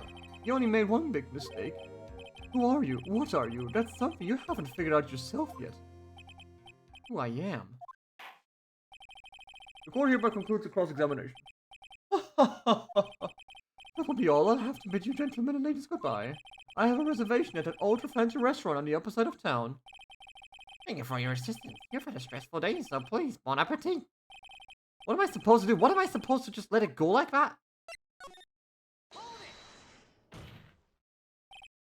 Please wait, Your Honor. Alright, Nick. I think I may be able to prove it. Prove it? Prove what, Mr. Wright? Everything. Your Honor, the cross-examination's already entered. Besides, the defense is just going to badger the witness with more inane questions. You will not harass the witness. Is that clear, Mr. Wright? Did you hear that? No harassment allowed, Mr. Attorney. Please, Your Honor. Very well. But this is your last chance, Mr. Wright. You may present one piece of evidence to the court. I only get one shot at this. You cannot prove everything. It's over, for your client and for you. Do you fully understand? Yes, Your Honor. I'm sure you're well aware, Your Honor, but the cross-examination period has ended. Were you paying attention, Mr. Payne? I said that Mr. Wright could present only one more piece of evidence. Oh. Order, Mr. Wright. This is your last chance. Well, it comes down to this. It's go time. Please present one piece of evidence that will explain everything.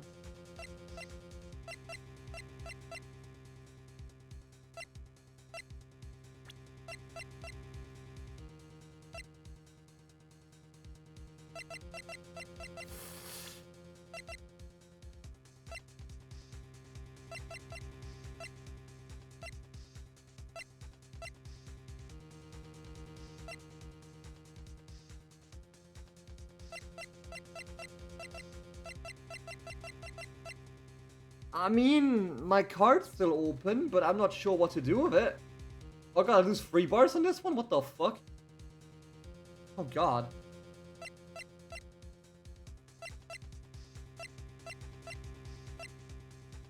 So he wiped all the numbers, that's clear.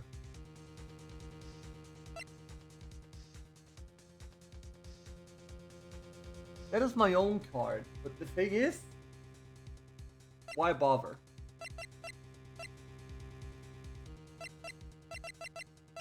What's the broken neck? Huh.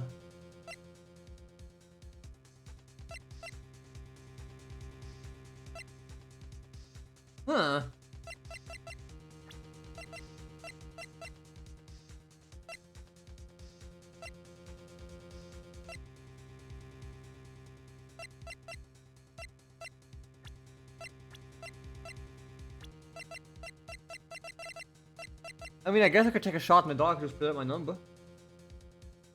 For reasons.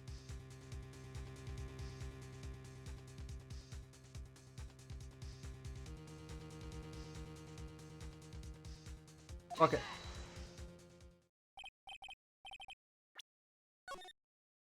Take a quick save. Why, thank you, how nice. Here, please have one of mine.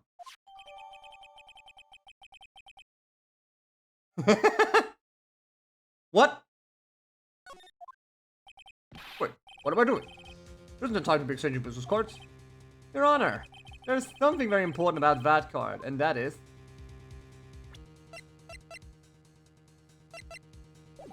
the back of the card. This card is important because of what is on the back. Huh? You wrote your cell phone number on the back, but that's exactly it. Can you please call this number from your cell phone? Right now, but court is still in session. It's okay, you'll see. Okay, if you say so. Is the defense preparing something, Mr. Wright? We're going to call my cell phone now, and then the court will see everything for what it is. Of all idiotic, stupid things to...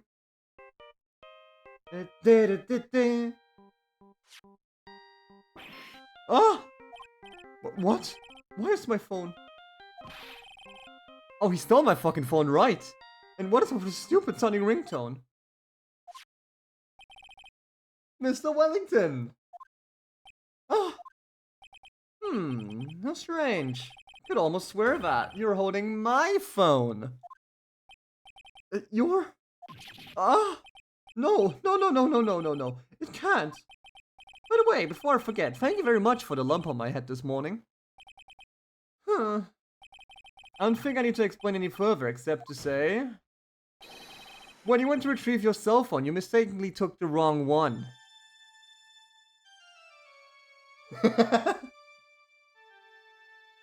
No. Dies. Oh, he's actually just choking himself. Okay. Probably passed out. He did. My man's dead. That is what happened. You were knocked out by Mr. Wellington. He's a man who lives on his pride and self-image alone. And in order to hide his involvement with the con artist group, he has become paranoid and has lost all ability to make rational judgments.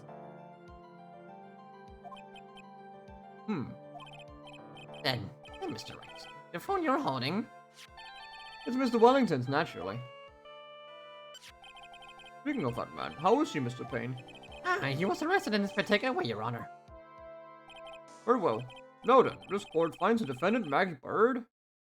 Not guilty. We got him.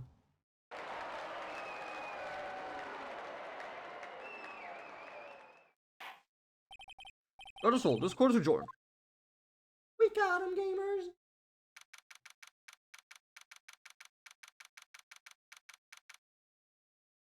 And lobby number 1. I knew that you would shine through eventually. I'm so moved by what you've done for me, sir. Thank you so much, Mr. Wright. You're really bad for Dustin. He didn't do anything to deserve this. Probably because of me. Huh? My whole life has been nothing but a whirlwind of bad luck and failures. Your whole life? Can't be that bad, can it? Since I was 6 months old when I fell from the 9th floor of my apartment. What? I've been hit by all sorts of vehicles, gotten sick from all sorts of food, failed almost every test I've ever taken, experienced almost every kind of disaster. I never won or even tied at a game of tic-tac-toe. My life has really been nothing but a string of disasters. That is, pretty bad. But up until now I went to college. I was known as the goddess of misfortune. And then, at the academy, everyone called me Lady Luckless. Lady Luckless? What's worse is that my misfortune always seems to latch onto others around me. You mean? When I see someone in trouble, I always try to help. Ah, that's right. We were talking about this earlier. It happened again recently too, sir. There was an old lady pacing back and forth by the pedestrian crosswalk. I gave her my hand and, before I knew it, we were having dinner at my house. What? No.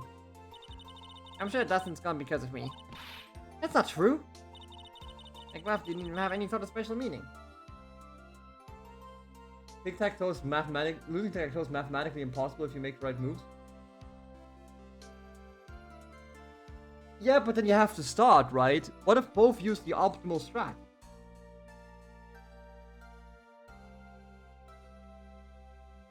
Like, you have to start, right?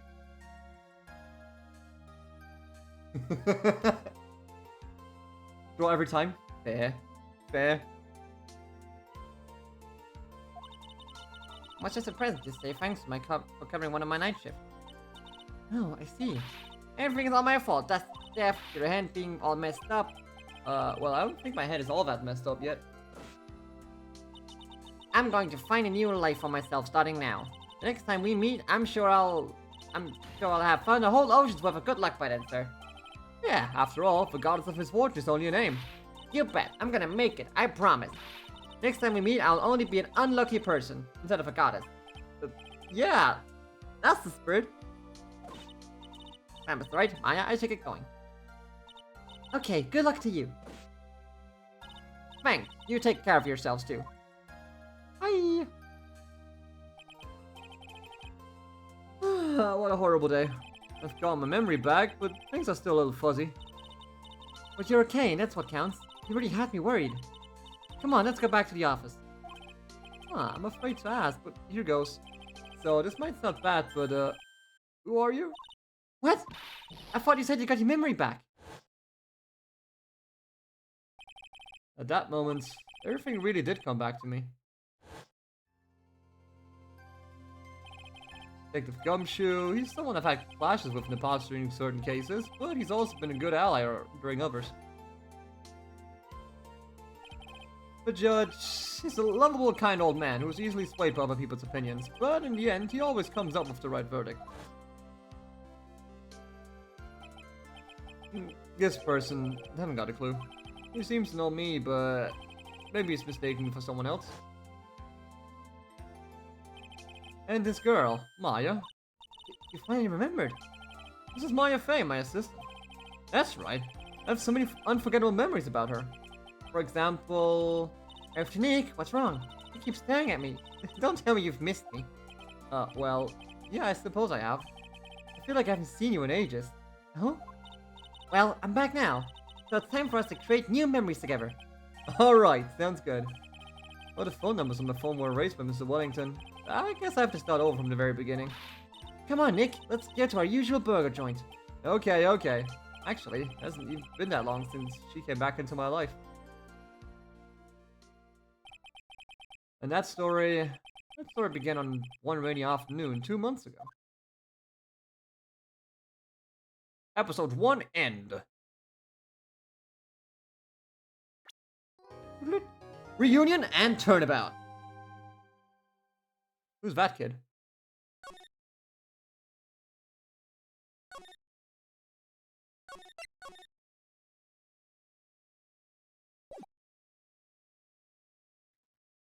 That was no accident.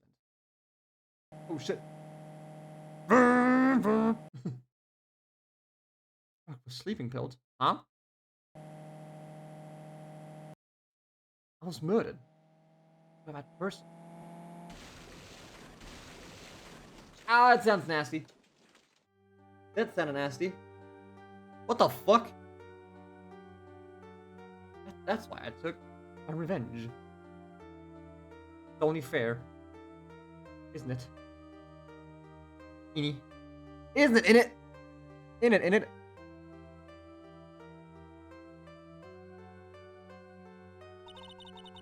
Finally get to see you again, and not your fault. You didn't do it. No, I did it. I killed that person. But that wasn't you. It doesn't matter. It might as well have been me. Do I have to defend her now? Oh boy. Can't believe something like this happened.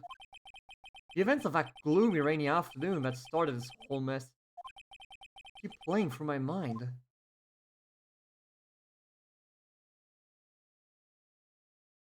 Nanny. June 16th, 3:34 p.m. Right in Cole offices. Ah. What depressing rain. You understand how depressed that makes me, do you? I guess. But actually, more than being depressed, I'm angry. Angry at the River Girl on TV.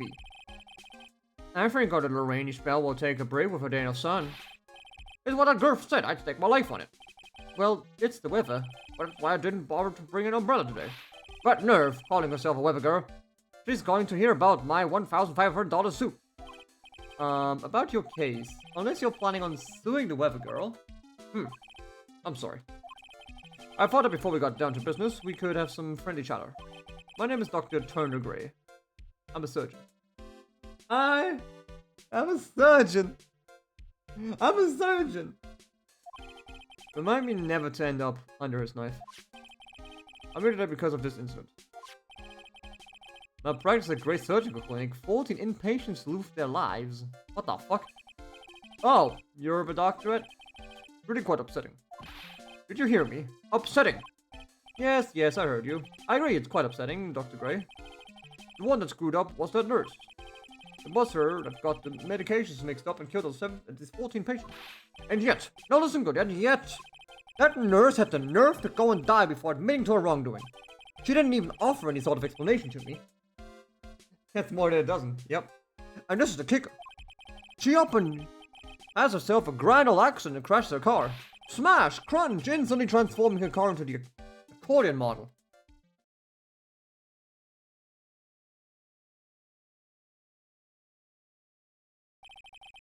That's right, about a year ago, all the tabloid shows were talking about it.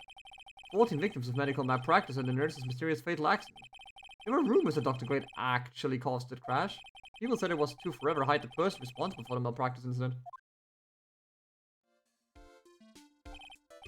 Why would I? No. I'm just going to say this once. Why on earth would I want to kill that nurse? She's the one who killed those 40 patients, not me. I think you need to take a deep breath, Doctor, and focus. More to the point, this case is over a year old. Why bring it up now? That's simple, because the situation is slipping out of my grasp. This just won't do. My clinic isn't seeing nearly as many patients nowadays. Do you understand what it means? It means they're not coming to my clinic. You don't say. If it were me, I don't think I'd want to go either. So, what would you like me to do about it? How would you tell me? Prove I'm innocent. You do realize I'm a lawyer, not a private investigator, right? No, this is something only you can do. Huh? Maya Fey, you know this girl, correct? Maya? Why would he know her name? I heard you were working under her for a little while. Well, yes, I mean... Hey, wait a second here. I worked under her? Yes, am I wrong? She told me, so I'm not quite sure if... Well, we worked a few trials together, but she went back to her hometown to undergo more training. Oh, yes, I heard. It must be lonely for you. What? Wait, I'm not. You must be an extraordinary girl to handle such rigid training. Huh? I have an acquaintance who knows a lot about these mystical sorts of things. She's the one who introduced me to Miss Fey. Maya, really that famous? And I've already set up an appointment. For what? What else? A channeling. I'm going to have her call the spirit of that nurse that went and got herself killed. Oh. Maya. I wonder what she's up to right now. We, the women of the Fae clan, have always been spiritual mediums. Yes, it's because of the power to communicate with spirits flowing strongly for us. That's what she told me. I guess she's learned to accept the responsibilities to become an adult. God damn. Not counting training, this will be our first time channeling a spirit, so she gave me one condition before accepting my request. A condition?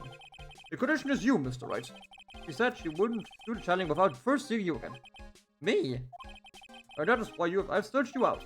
You want to see her too, don't you? And so I ended up visiting Maya's hometown with the doctor.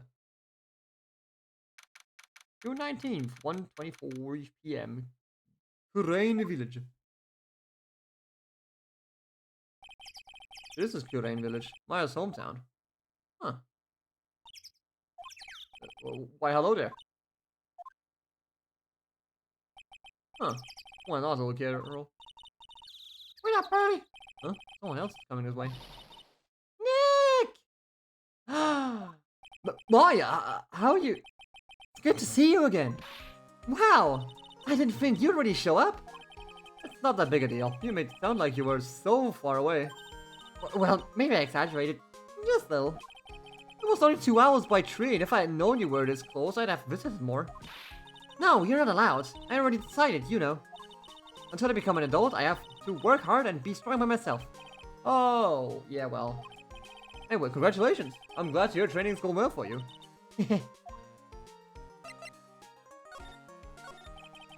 Looks like you finally become a full-fledged medium taking on your first job. Yeah, I didn't think it would be this soon.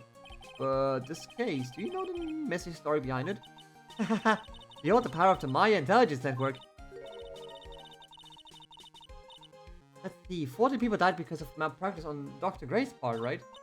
And to pin the blame on the nurse, he killed her in what appeared to be a car accident. Huh? So what is this Maya Intelligence Network, anyway? The tabloids. That's what I thought. I'm just pulling your neck, Nick. What really happened is the exact opposite. I heard all about it from Dr. Gray.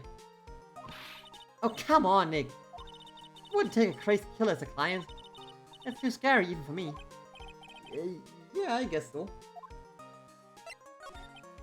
So this is your hometown, huh, Maya? Yep. Kurain Village, but I've heard people call this place Medium Valley, too. Interesting. So everyone that lives here is a spirit medium? Pretty much. Most of my ancestors were too, I think. That's probably true, since the Fae ability to communicate with the dead is so strong. Actually, only the women of this village are mediums. So what do the men do? They usually work someplace outside the village. Huh. Oh yeah, I wanted to ask you about that girl I saw earlier. Do you know her? Oh, you mean Pearly? Pearly? Pearl Faye. She's my cousin. Cousin! Isn't she adorable? Just like yours truly. Cousin? Wait. So that means, is she also... Yep, she's a medium too. Pearly's a real genius when it comes to channeling. Huh. Oh, I see. I hope I didn't scare her when I tried to talk to her earlier. Nah, it's not you. My aunt drilled it into her head that... A suspicious-looking person tries to talk to you, run away. Suspicious-looking? Well, you're not wearing training clothes, for starters. Or not? Pearly is my aunt's most valued treasure. She's not allowed to go outside of town. She doesn't know much about the world outside of Kurain Village. And Pearly's mother's my aunt, too. Duh, come on, Nick. Well, Nick, I've got to get going. It's about time for the channeling to start. Huh? Oh, yeah, right. I'm doing the channeling in my house, so come on in, Nick, okay? After I'm done, we can grill up some juicy burgers. Alright. Good luck, Maya. Thanks. Well, at least she's still the same perky Maya. Utter silence. A giant rocket seems to be reaching for the sky. Its origins are written on a beat-up old sign. Looks like this giant rock is called the Korean boulder. There's a really complex explanation written here, but long story short, it's a big stone for spirits to live in, or something like that. But what if I run to read the entire story?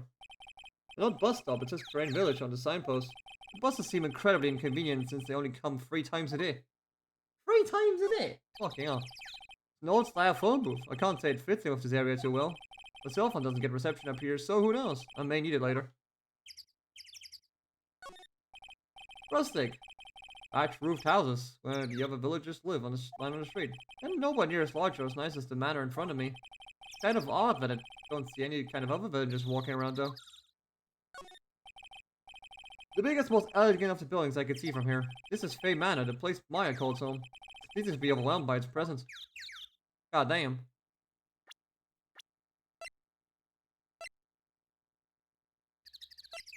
Ran away as soon as she saw me.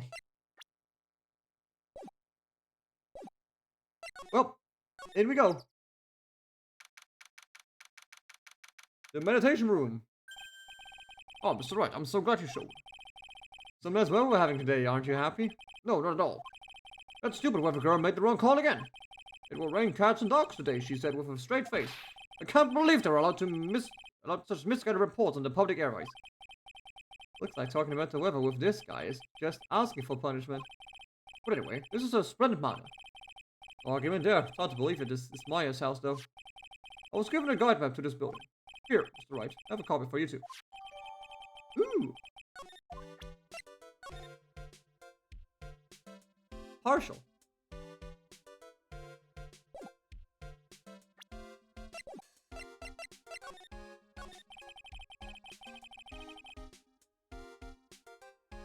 What are you going to do once the spirit has been called?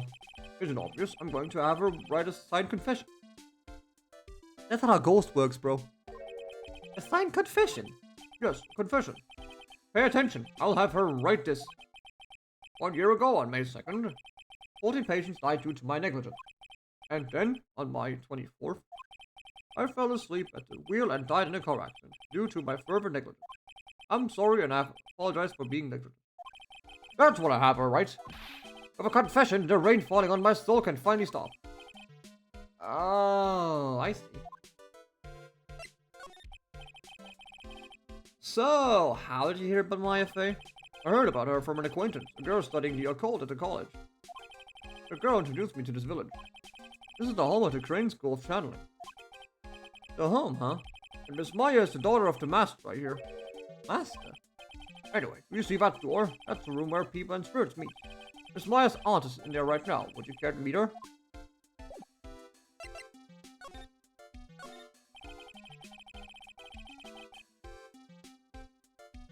Piece of cloth with a ton of finely written characters jammed onto it. Probably esoteric knowledge only mediums would know. Huh, let's see. Here's one in English. There's 100 ways to save money. Being a medium sounds like a rough way of life. This spell leads out to the winding way. The way outside looks really nice. The winding. Someone with a lot of skill wrote these 4 Chinese characters with a brush. Oh look, there's a translation. Once in a lifetime. Visitors people should spell their ghostly meetings as once-in-a-lifetime chances. The door that leads to the channeling chamber, the people were spirits and people meet. The iron on this door was tempered, making it very solid. It looks like there's a strong lock on this door to top it off.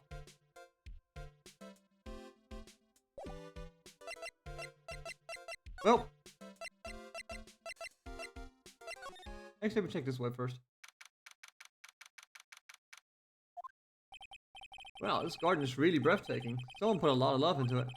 What is that over there? Is that an incinerator? Looks a little out of place in a garden like this. Small incinerator. I don't think garbage trucks come here all the way out here to tiny villages like this. Every family has to burn their own trash. Oof. Splendid garden with a small lamp and traditional decorations. It's a bit small to walk around in, although that incinerator piques my curiosity. Looks like there's a room over here too. Peaceful feeling is emanating from it. It's a really old urn. The ashes of a person long dead are inside. Looks like something with long history. Other than that, it's not very interesting. So time to move on. Anything else? Doesn't seem like it. There's the side room. So this is the side room. Looks like it's more of a break room. There's bedding spread out on the floor. Looks like someone's sleeping in one. I shouldn't disturb them. This is the first time I've seen a sliding door like this in person. From here, I can see the winding way in the little garden in the courtyard. It's a small alcove. I have no idea what it's supposed to mean or symbolize. If I had one of these in the office, it would end up as storage space. But here, it's decorative with some pretty flowers and a beautiful hanging scroll. A decorative wooden bear sculpture. There's a plate attached to the base. Terrain Village, the heart of channeling. What the? It's a souvenir. Does this mean it's easy to spot bears here, and for them to spot you? There's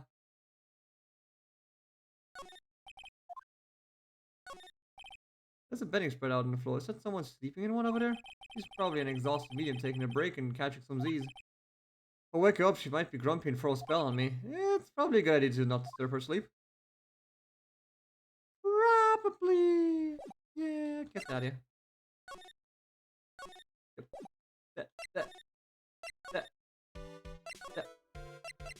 Channeling chamber time. Oh, fuck.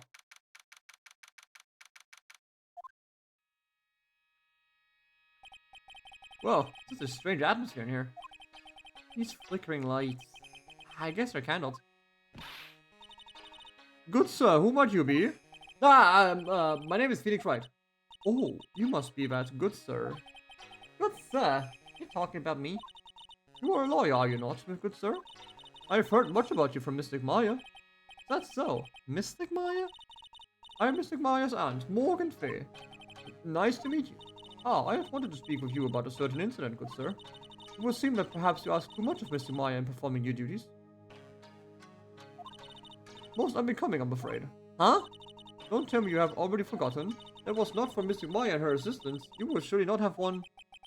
First a girl that runs away, and now an old lady who says I stink at doing my job. Why did I become the poster boy for how not to make a first impression? The past is the past, though. Let us speak of the present now. Ah, thank you.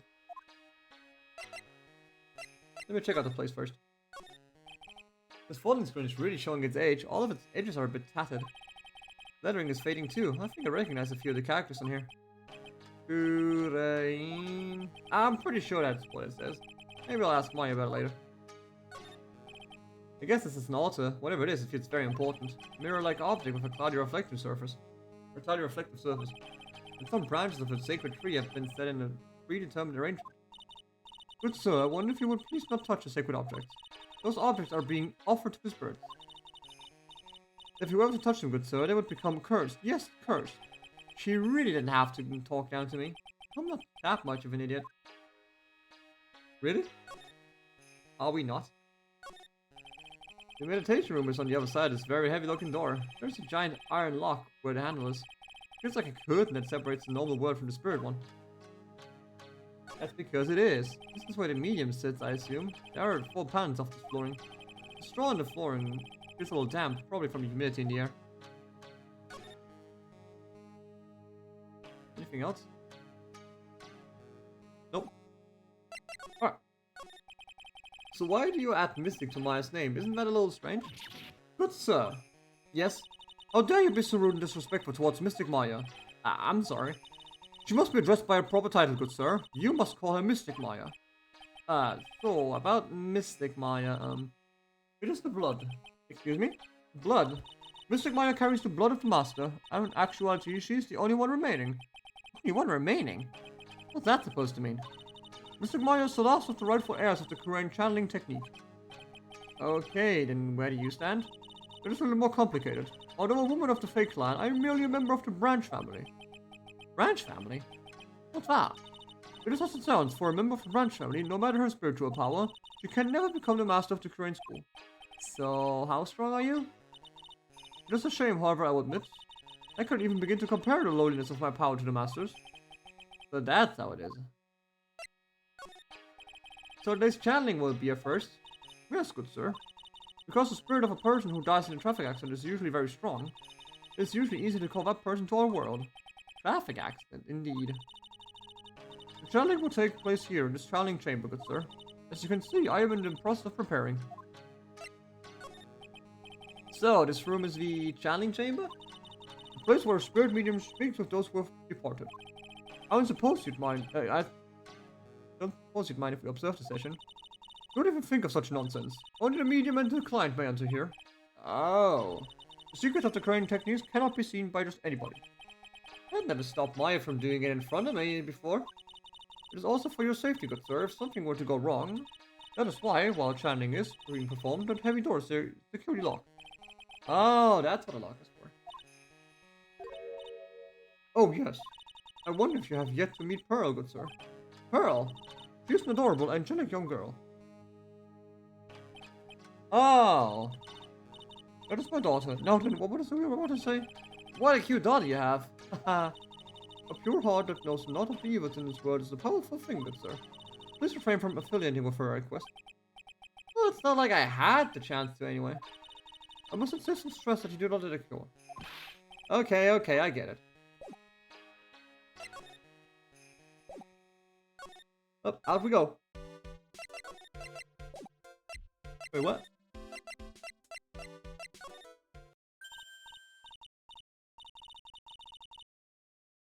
Huh? Huh? I'm sure I've heard this stubborn accent before. Oh shit! No way! Oh well, I'll be as Mr. Phoenix Wright. How you been? I haven't seen you in what a year? Oh, you are lots of heart. You're a lot of heart, right? Bingo. The one and only paranormal photographer, a lot of heart. Ah, so I guess he's still at being a photographer, I mean. Of course. And today I'm going to get myself a red scoop. You wait and see. Oh, that's right. This ain't no time to be wasting time. Challenging's about to get started. Is it that time already? Well, I should hurry up and get to the meditation room. What are you waiting around for? Come on. A lot of heart, huh? I've been judging her harshly because of that case. But I guess looking back, we had some good times too. Oh, was she the one who slept here? Nope. But hilarious though. Fucking Lada's back, man. God damn.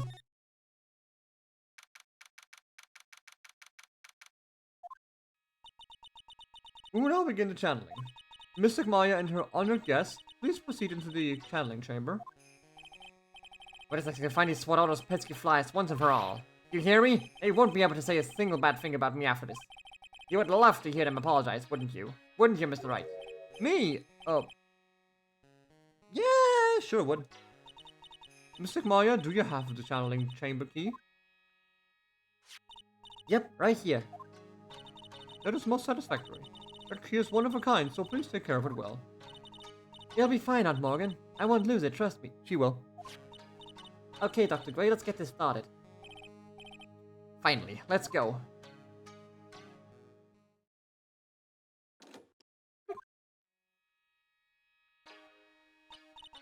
Now let us wait patiently out here for them. Please have some lovely bitter green tea and jaw-droppingly large strawberry dessert. Now, hold on, Granny. Granny? How come we ain't alone in the room? Dear madam, you have an impressive grasp of English. From where did you learn it? What? I'm in for the heart of Heartland. That's so. Then I humbly request that you return to this heart of the heartland. What are you... This is Corinne Village. If you cannot follow our traditions and rules, we request that you leave. Scared. Sorry. Wow, you shut Lada up. Now that's impressive. No, then let us wait. And sip, and sip, and sip. Bang! What the fuck? What was that just now? Came from inside the channeling chamber. What the fuck? That's a gunshot. Excuse me? I heard that sound before. It's a gunshot. I bet it from my afro on it. But Maya's in there. Oh, Mr. Lawyer, what's the plan? What else? We're going to break in. What? But there's only one key next to Kale's got it. We're going to have to break the door. Is that alright, Miss Faye? Well, yes, but there's one matter. That is... Don't try to stop me. You can send a repairable to the Wright and Cole offices later. Yeah, no, that's what I call being a man. Slam that fucking door in. Dr. Gray!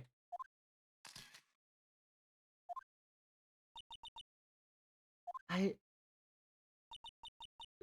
was murdered. Maya? That man murdered me. So I killed him. What? Lord, at a time like this? Times like this are perfect for snapping up shots.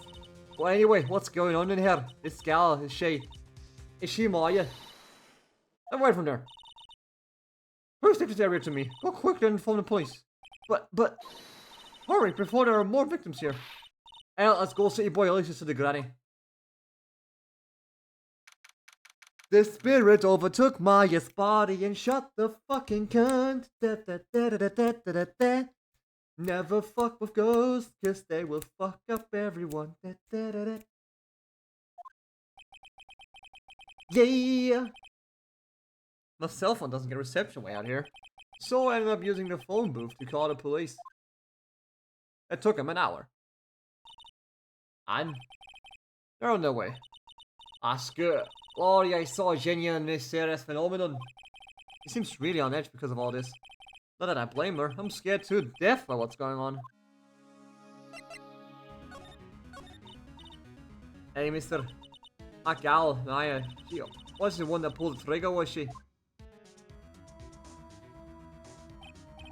Oh yeah. Maya doesn't know that when Maya is chanting, her whole physical appearance changes. Then again, weren't there only two of them in there? I reckon she must have done it then. Lana, what do you know about Dr. Gray? Not much, but I did some digging. That's one gent with a bad reputation. Really? I heard he's got a good at surgery and stuff, but his personality seems like wet sheep. I sort of got the same impression myself. He's really controlling. Yeah, his nurse or patients don't do what he says. He starts hollering. Must have been real rough to work for him.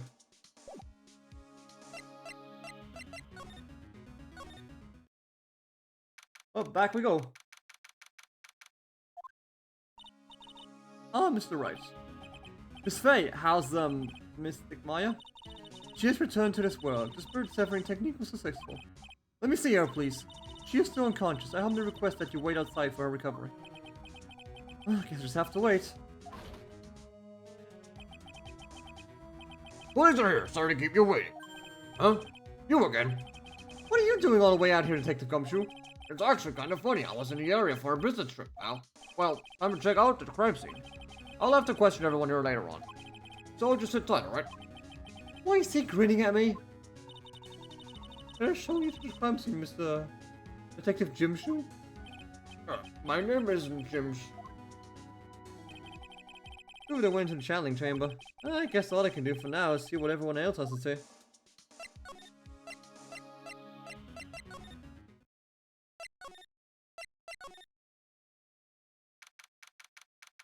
Anyone here? Huh, I'm pretty sure there was someone sleeping here earlier. Yeah, this is, like, so isn't it about time to start? Time to start what? You know, like, the channeling. Channeling? Oh, no, actually, the situation has kind of changed. Huh? Like, what do you mean? Please stay calm, but there's been a murder. So, like, a murder is that thing where, like, one person kills another, right?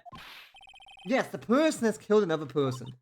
Oh, that, what are the words I'm looking for? It's like, totally a bummer. Yeah.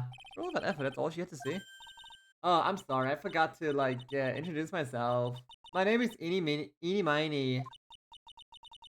At the college, I'm researching and studying parapsychology. Parapsychology? That's right. I think people, like, actually call it occult studies or something. like supernatural phenomenon, ESP, and psychic powers, that sort of stuff. You know, it's pretty out there. I'm pretty sure I turned it law. Eeny miny. So what brings you here today? So I was the one who told Mr. Gray about this place. He asked me, like, do you know of a good third medium? I'm sure I did say something about being introduced to this place. Cause, like, talking to dead people and, like, multiple personalities not my thing. I see, then why were you taking a nap here? Like, I wasn't feeling good. Huh? I'm, like, allergic to sesame seeds. They, like, must have put some in the food they served for lunch. Oh, that don't sound fun. So I, like, felt sick and came into, like, sleep. I totally feel like I've wasted my time because I, like, slept a long time. So you were sleeping here the entire time? Yeah, ever since lunch. So you don't know anything about the murder that took place? Like, what? Oh, that. I, like, totally know nothing. So who was, like, you know, killed? The surgeon requested a channeling Dr. Gray. You and Dr. Gray knew each other, right? Yeah, I know Dr. Gray. Oh, really? Then what was all that talk about him earlier? Huh? Well, like, a long time ago, I was, like, a patient, yeah. It sounds like she's trying to hide something. She's definitely hiding something. But I can't press her on it, so, like, fuck it.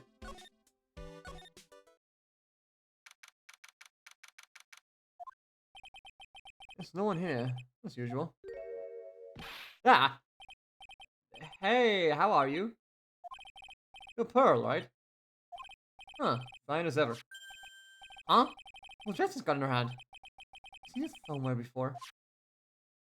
The fucking— why does she have the fucking key? Eh? What is it? Is it my hair? Is it too spiky? Not spiky enough? Huh.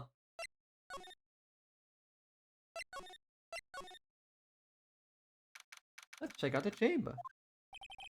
At least I'm busy running around here and there. I don't see Maya anywhere. Hey, you, don't touch anything. Look, I need to ask you some questions. Don't look at me like I'm some sort of uncaring jerk. Tell you what, pal. I'll let you ask me a few questions, alright? About Maya. I had to break this to you, pal, but with the way things look now, that girl's the only one who could have done it. Yeah, only Maya and the victim were inside this room after all. But Maya is— we can ask more about her later, pal. Right now, I've got a job to do, and that's collecting evidence.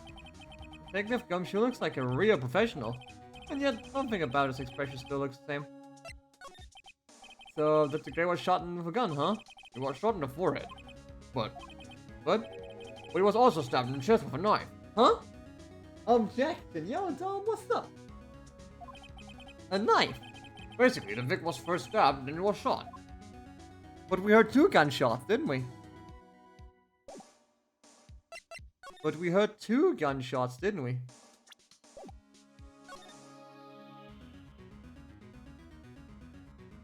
Can't look at anything in here.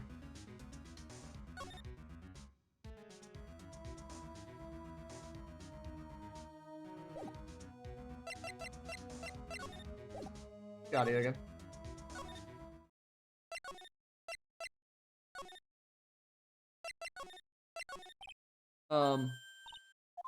And she buggers off again. What is it? It's your hair, Phoenix. Nothing I can talk to her about. We're leaving. Gonna bother with you. Let's just take a walk outside. Fuck it. Let's just go outside. She's probably scared out of her wits after having a murder take right by her. Lada? Oh, you let me be next! Aye, don't scare me like that. What you mean? You're the one scaring me. But we're into tough, I have enough dead body in my hands. Your hands mine. Wait, what? Did you see or notice anything that stuck out at you? Nah, well, maybe one thing. What is it?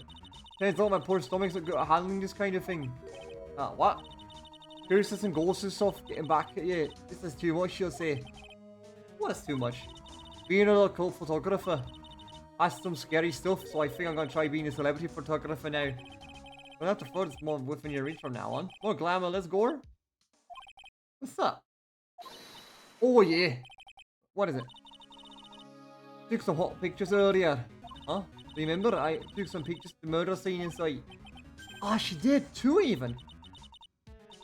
The Seance murder. I sure like the ring of that. That'll be a sensational story. A sensational story. But Lada, sorry, but my journalistic sense is burning inside me. I had to cut a run, but I'm heading back in.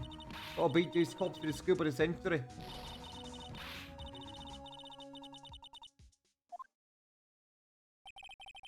I don't know who's scary, a lot or the spirits. And why does it feel like we've been through this before? Well, because we have. Oh dear madam, you have such impeccable timing. Like, what's all the buzz? Alright everyone, listen up. You too, pal. I'm going to give you all a brief update. Right now, it looks like the investigation's not going to be done until real late. That is a terrible shame. I propose that everyone sleep here under the roof of the famed manor tonight. Oh boy! What a mess, I can't believe how crazy they turned out. Maya was arrested and taken away by the police. And I don't see myself getting any sleep tonight.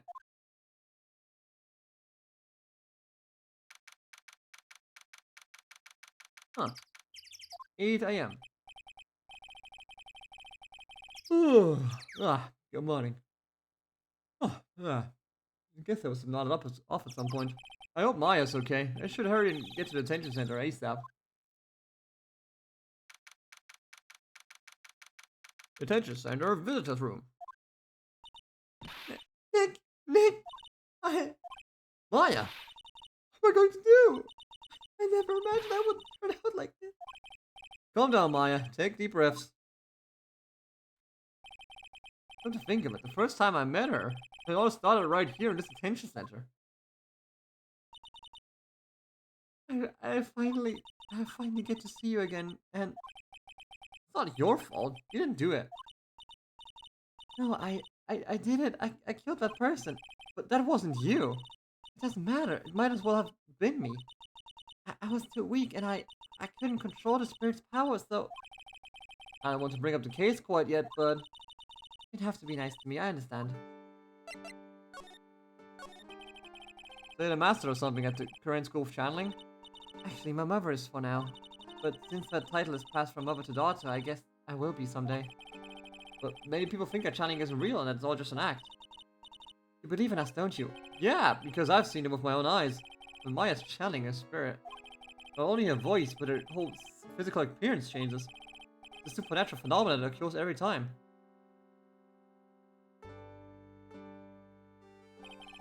That happened this time too. Dr. Gray said that he wanted to call the nurse, so Maya's body must have taken on that nurse's appearance. What exactly happened in the channeling chamber? I went into that room with Dr. Gray, locked the door, and sat down across from him. Okay. Closed her eyes and I began the channeling. This was something kind of creepy, like the beginning of a scary story. And that's the last thing I remember. What? After a spirit comes into my body, I lose myself and my consciousness. Then you don't remember a single thing? When I came to, I was being held in my aunt's arms. And there was blood all over my clothes. Huh. Oh, but I do remember having a dream. A dream? What kind of dream did you have while you were channeling? I can't remember it all that well, but I was dead and buried in the ground. I couldn't move. It was unbearable, really suffocating. It went something like that. I see. I have no idea what to say to that. It was a really familiar smell too. Under the ground? Yeah, I can't quite place it, but I know I've smelled that same scent before. Guess this is about all the information I'm going to gather for today. I'll be back later, Maya. In the meantime, please make sure you prepare it, okay? Huh? What is it? A document requesting me to be your attorney, of course. But what's wrong? Are you sure? I mean, I'm guilty. I'm a murderer. No one's decided that yet. But I did. I killed that person with these 2 hands. That's enough, Maya. It's hopeless. If you defend me, you'll lose. I'm sure. Stop it. Help me. Nick, help me. I'm scared. Don't worry, I will. When's the trial? Sounds like tomorrow. As usual, zero prep time. Alright, I'm going now. Wait, Huh? this jewel. This is called a Magatama. It's a magical charm and it's always protected me. Give this to Pearly and I'm sure she'll enter her spiritual powers. Huh.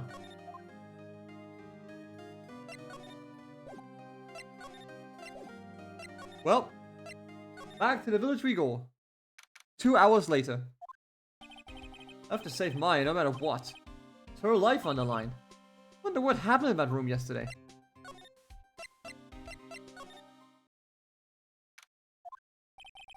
The meditation room nurtures all mediums, young and old. Even the mediums in training, I'd wager.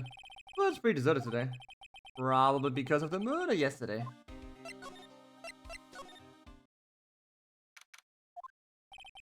Little person here today. Maybe she's at school? Oh, box. Oh hey, like you're that guy from yesterday, the dentist guy. No, I'm a lawyer. That's right. Mr. Smith Esquire. That's right. Wait, I mean, you're wrong. My name is Wright. Smith, right. Well, I got like 3 letters at least. I don't think she gets the point. Anyway, why are you here? Oh, sorry. So like, I studied this thing called parapsychology at this college and You told me about that yesterday. Sesame allergy too. What I'd really like to know is why you're still here today. oh, so like, that's what you meant. Like, you should have been more like clear about it. Sorry, my bad. No, it's okay. Like, it's really... That's it. Why'd you stop mid-sentence? Did I? So like... What was I talking about again? If not ever wanted another genuine mysterious phenomenon, it's right here. So, why are you still here today? Like, there's so much for me to do. Like, study here. Like what? Like, the medium's training, or like, how they inherit their spiritual power. I suppose this Doge is the real thing after all. So like, I asked if I could stay here for like a little longer. She sure seems like a carefree type, at least on the surface. Have you heard about the murder? It's like totally scary. She says with a silly smile plastered on her face. So, do you know anything about it that might help? Somehow, I don't think she has a grip on reality, let alone what's going on in here.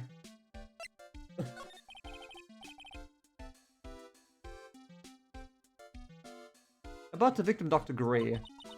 I know who you're talking about. Like, wait, I think you asked about him like yesterday too.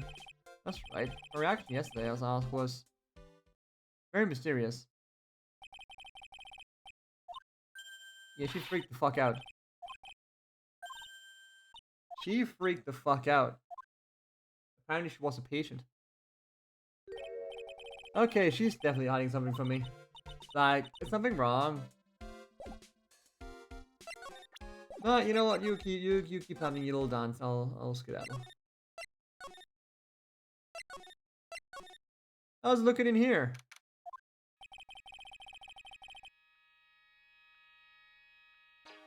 Looks like it takes the gumptions in here today. I should take this chance and thoroughly check this room. If I'm lucky, I might uncover a clue or two. Ah! Oh, Mr. Wright. Good morning. I'm on my way to go meet Mr. Gaia, and I thought to bring her some items to make her feel more at home. Namely, tea so better you lose your tongue and jaw-droppingly large strawberry dessert. I'm sure Maya would be very grateful. That's Mystic Maya, good sir. Ah, she is one scary lady. Oh dear, sweet Mystic Maya. Pearl wept constantly for you last night, as did I. I know it's important for me to search the site, but I should ask her some questions too, while I have the chance.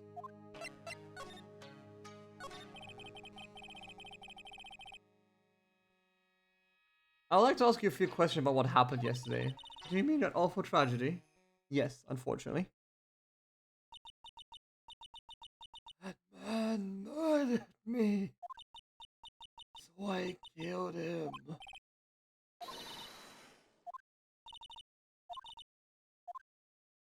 Yes, that specific day. What happened here in this room after I left? Well, first I struck Mystic Maya on the head. To make her go unconscious, correct? That is correct. Next, I performed the spirit severing technique. Spirit severing technique? The spirit of that nurse was inside of Mystic Maya's body. I used the technique to send that nurse's spirit back to the other world. I wonder if this kind of testimony is even admissible in the court of law. Probably not. By the way, what is this room exactly? The channeling chamber. This room was created for the sole purpose of preventing such a tragedy as yesterday. What do you mean? Sometimes when an inexperienced medium calls an especially strong spirit, that spirit may become violent revolt, as you witnessed yesterday. Revolt? But how? When a spirit enters the medium's body, she loses her will and herself traps aside. We saw weird stuff to be admitted, though. True. True. Edgeworth once claimed he shot a guy on a boat in the middle of a fucking sea. And put it the other way, the spirit is borrowing the medium's good body, good sir. But isn't that extremely dangerous? An experienced medium has little problem controlling the spirit. But Mystic Maya, that was the first channeling, and that was why I insisted on locking the door. However, I never thought it would be calling danger upon the client himself. I'm grateful that one of our heirlooms wasn't damaged in this horrible incident. And that would be that folding screen there. This is the curtain and the current sacred writings. Along with the current sacred urn, they are this village's most treasured possessions. If I ever found out that something had happened to either one, oh, the humanity! Awful to be worrying about this folding screen at a time like this. I guess this isn't just some dilapidated old screen after all. So, how was Pearl today? Mr. Wright, yes? In this world, Pearl is my most treasured possession. When compared to even Mystic Maya, Pearl has the spiritual power to become a master. That's very impressive. Until now, the women of the Branch family have thought themselves to be inferior. But Pearl is different. Her spiritual strength is so great it's even greater than some of the main family. Yes, Pearl is a channeling prodigy and is pride of the Branch family. Whoa, he's really fired up now. In any case, our world is so different from yours, perhaps it is best for you to quit, good sir. Quit? Quit what?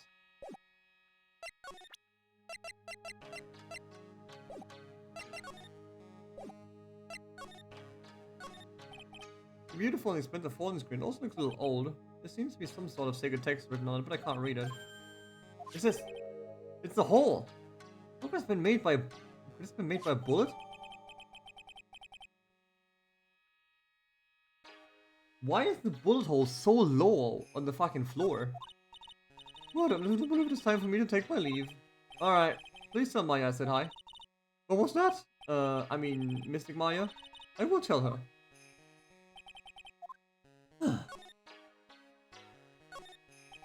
I guess this is an altar. It's very important. A mirror like that. It's umbra, yeah? Used for channeling. They are.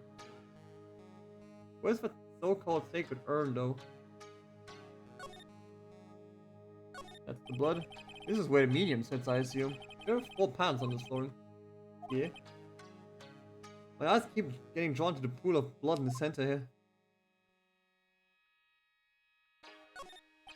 The meditation room is on the other side. There's a very heavy looking door. The lock on it is broken because, well, I broke it. It doesn't seem possible that I managed to break it pretty badly.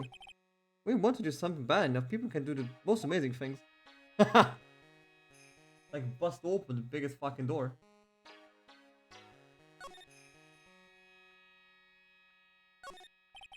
There's some empty space behind the folding screen. The light of the candles can't reach back there, so it's completely dark.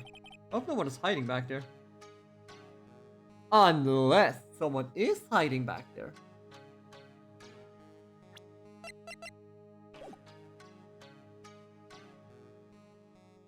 I was more interested in the cupboard here, but sure.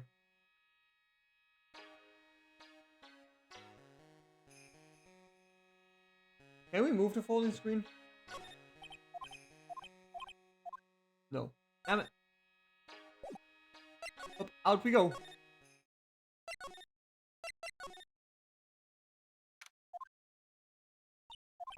Yeah. And how are you today? Huh. Guess she isn't open to friendly chatting. She's holding something in her hand.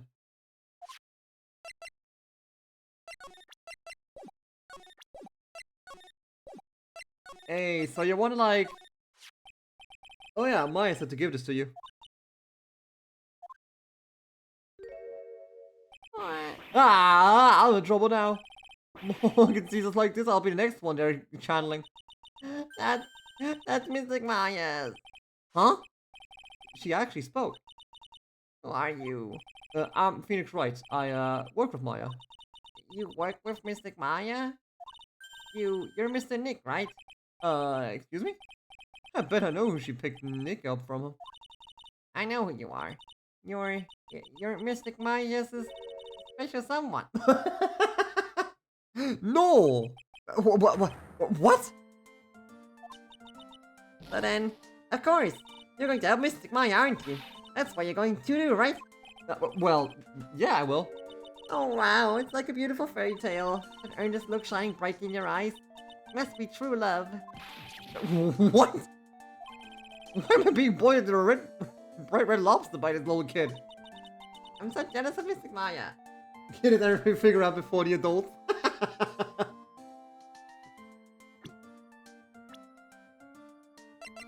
She's got it all figured out. Ah, what a wonderful relationship. But wait, I mean, we are things. You know, about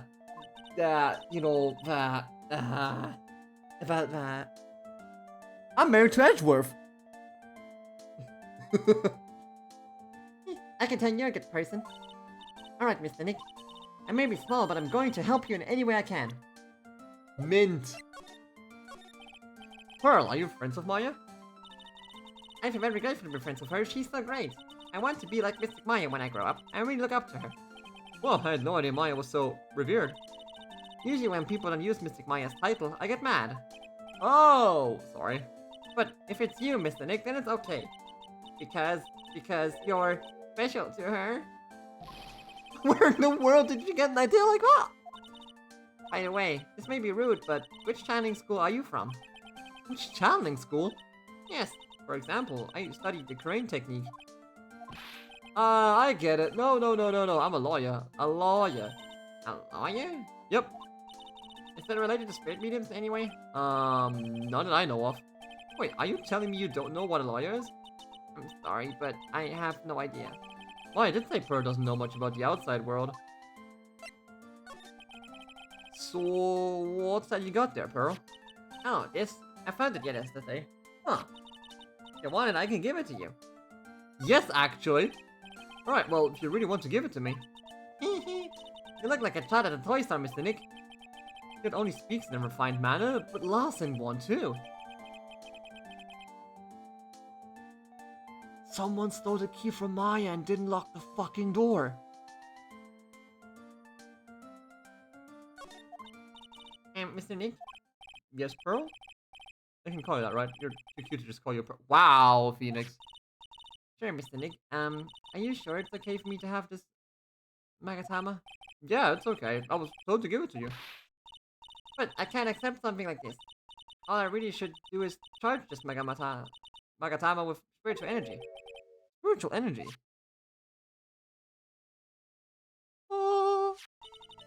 Please take this. I'm sure it will be helpful. What do you mean? It will let you see people's secrets. See people's secrets? Yes. If it's alright with you, I would like to accompany you for a little while. I can explain the Magatama's power for you when you meet someone hiding a secret. Well, we're gonna fucking slam that Valley Girl now.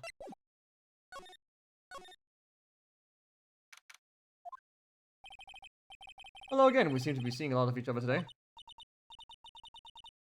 She's like totally cute. Is she like your daughter? What? No! How old do you think I am? First of all, what is this fucking box? Oh, no, where did this box come from? I'm sure this wasn't here last night. Looks like a box for storing clothes, but it's pretty big for just clothes.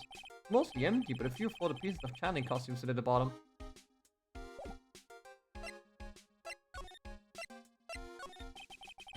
I want to ask about your victim, Dr. Gray. I, like, totally don't know him. Whoa!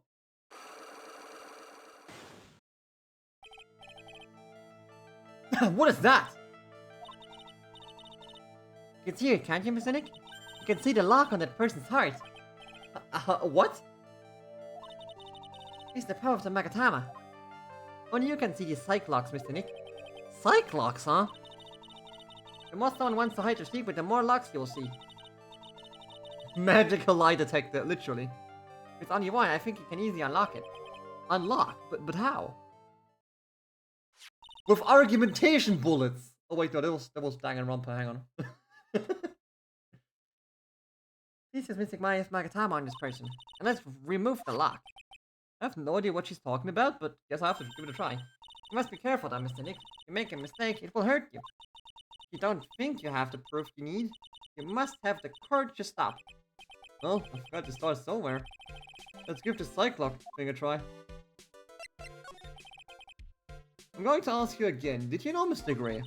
I totally don't know that guy, like, you're totally more persistent than a roach.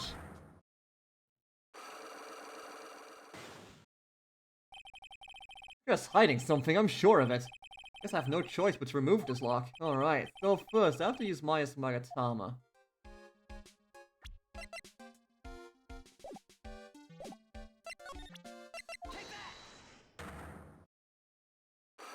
Alright. The victim. Eeny miny, I believe you know who Dr. Gray is. I told you, like, how many times do I, like, have to repeat myself? If you're, like, not totally sure, then where's, like, your proof? Well, maybe possible that you never actually met Dr. Gray in person. I do believe you might have at least indirectly known of him. Like, what do you mean, like, indirectly? I could try to show that the possibility existed for now. Something that shows a possible connection between Innie and Dr. Gray.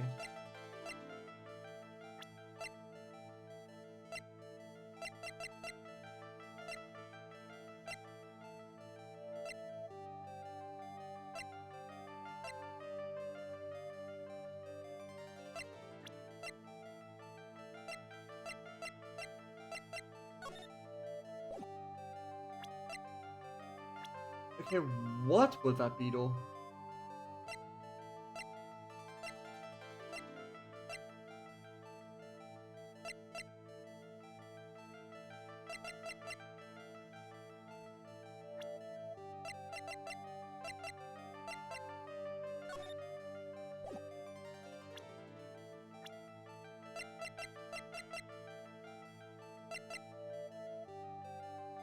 What if I just store this in here? Like, what is that? No. This thing will hurt you. I only have enough evidence, I should probably stop. Never look at the code back and think through one more time.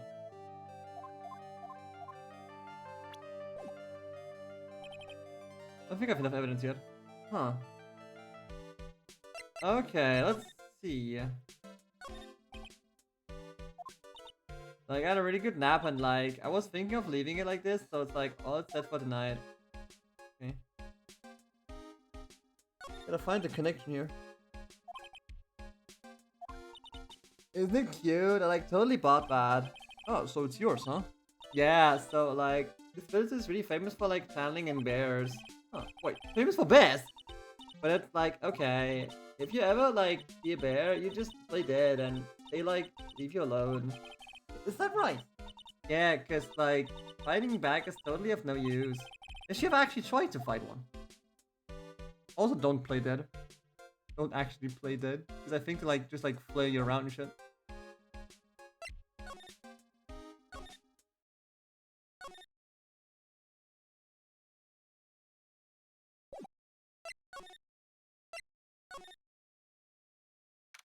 Need to find a connection first. Hey, it's you, pal. So you're going to be her lawyer, I bet. Yep. Oh. I really feel bad for you, pal. Just this once. I wish I could be on your side. Take the gumshoe. Yeah, but I shouldn't be saying that kind of stuff to you. Hey, you're a cute kid. I'm not scary, honest. Whoa, I never knew gumshoe like kids. Hey, I know. I'll show you something cool. How's this? It's a real genuine What? Detective Gumshoe, what are you doing? Showing us something that dangerous. Oh, sorry. Man's just so shows an 8-year-old a gun. This is fucking American. Like that man is peak America. Hey, you're 8 years old. Here, take this sniper rifle. What about my the charges against her? I don't think you can win, pal. If you're talking about proof, we've got a few pieces. You've got proof? Yeah, pal. That puffy-haired photographer's going to testify tomorrow. You must be talking about Lada, actually. Speaking of Lada. Some hot pictures. Lada's hot pictures. I wonder what the camera captured. Besides, you must have realized by now, pal. There's no way anyone other than Maya Fey could have done it. What am I supposed to say to Pearls now? About Dr. Gray. The victim wasn't super famous, but people still know who he was. His face was all over those tabloid shows last year. Yeah, I know. I was looking through some newspapers from last year and... Huh? I could have sworn I had caught an article out, but I guess I must have lost it. He's searching for his pocket. And boy, are those big. Look really interesting, too. Right, do you have a copy, pal? A copy of that article? I think Dr. Gray might have brought a copy to the office when he came by. And that's the connection I need for the lock. Ooh, this is not. We have like genuine gameplay in fucking investigations now. Shit. What Maya's trial tomorrow? I've got 2 pieces of news for you, pal. 2? Yeah, bad news and even worse news. So which one do you want to hear first? I don't really care. Doesn't change the fact that I'm not going to like it. Alright, pal. Well, the prosecutor for the trial is Prosecutor Von Car- What? I thought that man killed someone. What? Von Karma? Manfred von Karma? He was an awe-inspiring veteran prosecutor. He never lost a case in the 40 years of his career, and he raised a fierce and disciplined disciple. The horrible aftertaste of the evil he force-fed me is something I'll never forget. Wait a sec. But didn't Von Karma stand trial and... That's where the other piece of bad news comes in. The Von Karma you're facing tomorrow is actually a successor. Successor? Oh, fuck. It's the other Von Karma. So, who is the successor of the Von Karma? Literally, pal, it's Prosecutor Von Karma's kid. This kid became a prosecutor real young, like 13, and hasn't lost a case since. That's what they call her prodigy, pal. Huh. Kid, huh? Wait a second. 13? That kid became a prosecutor at the age of 13? I mean, a prodigy like that, I would have heard something about. Oh, no, the kid was born and raised in Germany, pal. Ah, fuck. Ah, fuck. This kid survived German bureaucracy. We can't win, bro. We are lost. If this kid survived German bureaucracy, we're fucked. We are fucked. That country's got a lot of stuff and it's a great place to develop a person's talent. Germany, huh? That's probably why I've never heard of this person. Still, all this takes someone mentioning the name Von Karma. I get terrible flashbacks to that case. The DL6 incident? Stop! Get a grip on yourself, Phoenix. None of that matters anymore, now that he's gone. Do I have a clue? No, I don't.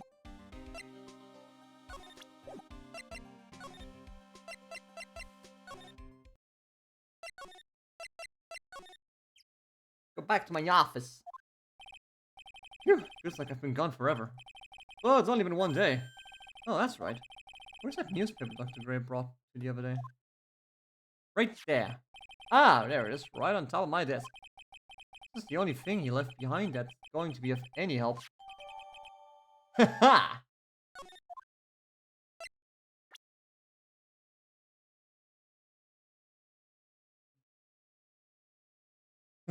One comment files it wrong. Remember the evidence law. Yeah, right.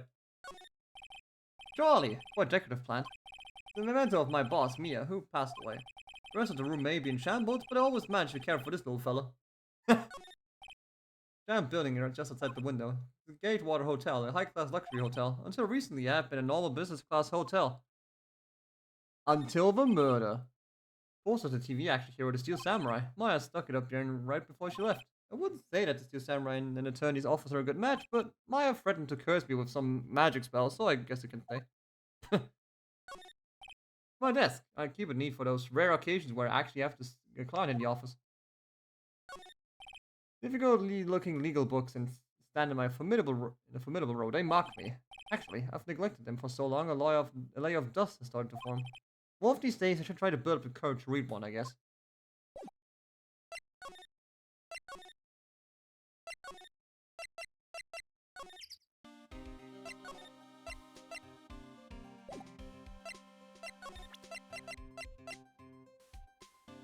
Actually, I'm not gonna give you that yet.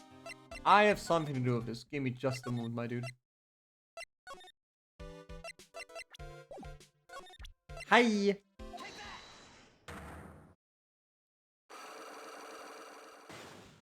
Maybe I'm being a bit overzealous now, but fuck it.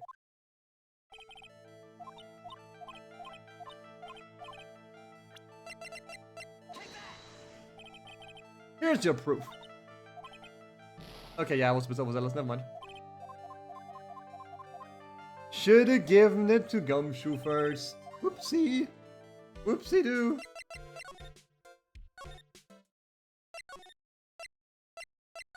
Fine. You can have it. Dr. Gray brought this over to my office the other day, and, Hey, it's a news story. The one about the malpractice suit. 40 patients died and it caused a huge stink. Yeah, but that's not all, pal. Things only got worse after that.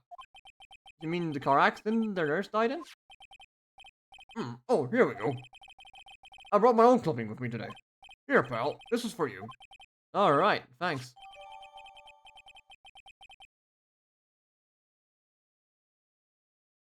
Oh, it's her fucking sister. It's her fucking sister. Oopsie-doo. Oopsie-doo. Yeah, I was a bit overzealous anyway. Oh, whoops. That.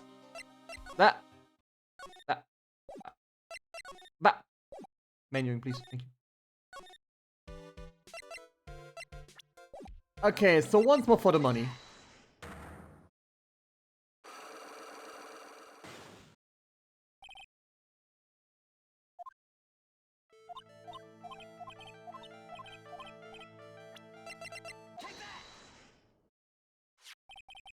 Take a look at this newspaper clipping. Like, what is it? A story about an accident? Please read the victim's name. Mimi Miney. Miney's a pretty rare last name, wouldn't you say? Miss Mimi Miney wouldn't happen to be a relative of yours, would she? Ah. So you noticed, she was my older sister. I'm sorry about your loss. Your sister, was she a nurse? Perhaps Dr. Gray's surgical clinic? Yeah. Dr. Gray's surgical clinic. I don't think I need to tell you that the clinic was run by the victim, Dr. Turner Gray.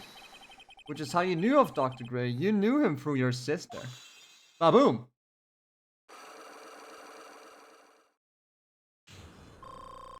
Woo! I get the health back, thank fuck. Now tell me. Please tell me all you know about Dr. Gray. My sister's name was Mimi Miney. She was, like, a nurse at Dr. Gray's clinic. That's what I thought. I heard that, like, Dr. Gray was really tough on people. Like, a total slave driver. My sister was, like, always coming home totally wiped out because she was overworked. Wiped out? So, that's why she fell asleep at the wheel? That guy, like, drove my sister so hard, so, like, that's why the accident happened. The one where 14 patients died from malpractice? Yeah, like, I think that was the doctor's fault, too. My sister was pushed by, like, everyone's expectations and, like, her duties and stuff. And that pushed her to her death, like... Oh, I'm sorry. So, like, are we done? I've, like, already told my story to, like, everyone. You understand now, Mr. Nick? This is how a psyche lock works. Well, I don't plan to pry into people's hearts unless I absolutely need to. Lock this time was pretty easy, but you might meet people who aren't as willing to give in there later on. If you don't have enough proof, be careful and know when to stop trying. Roger that, Chief.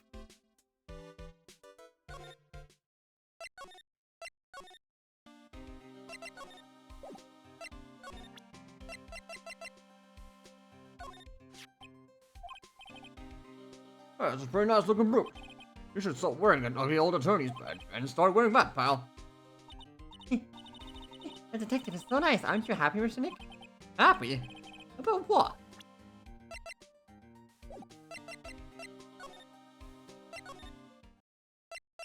I think I've got everything here, right? Yeah. Yeah.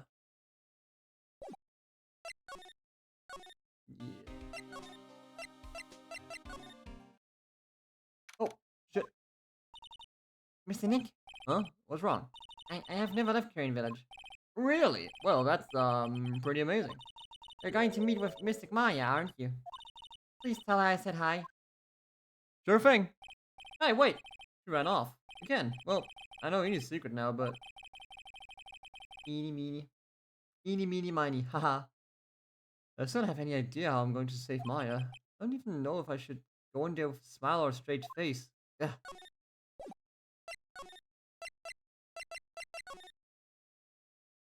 Maya, let's go bowling. What am I supposed to do? I'm almost out of time. Can I really do anything? Can I really save her? Sorry to keep you waiting, huh? Must be Maya. It's been a long time, hasn't it, Phoenix? That's a voice. Oh shit! Mia! Even without me being here, it looks like you've learned to stand on your own.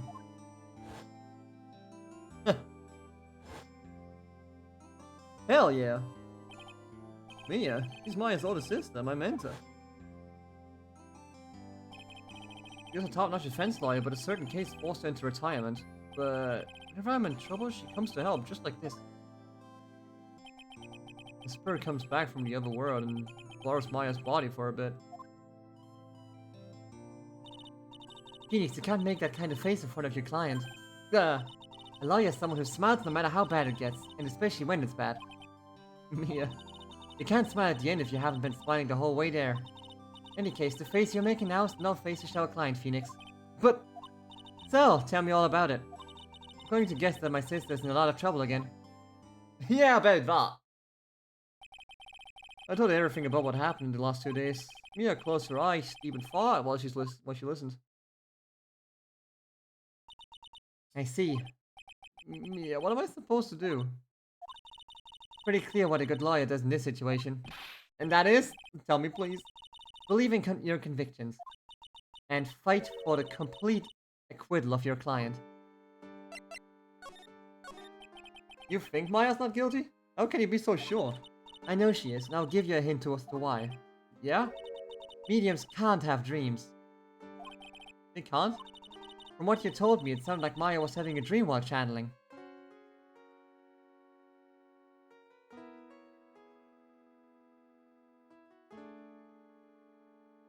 No, someone knocked her the fuck out.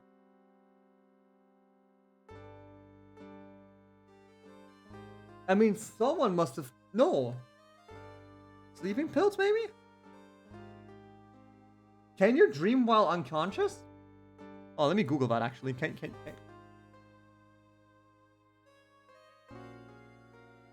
you dream while unconscious?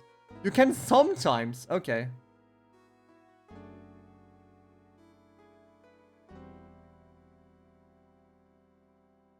If the visual cortex is badly damaged, visual dreams will be, yeah, obviously.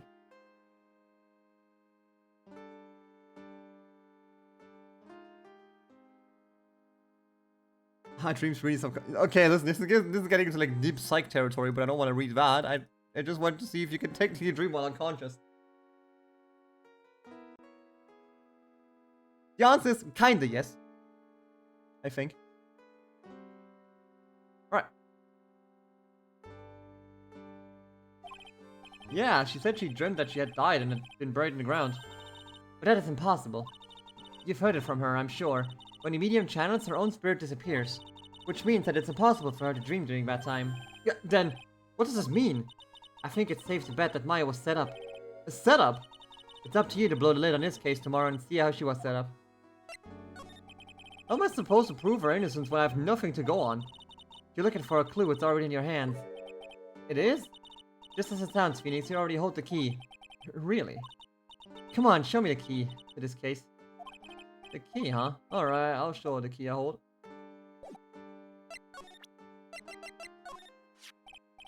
But yeah, have you seen this key before? Ah, the key.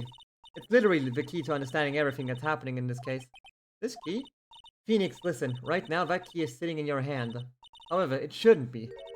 It contradicts the facts. What does she mean? I'm certain this key will be the piece of evidence that makes your case tomorrow. You already know everything you need to know.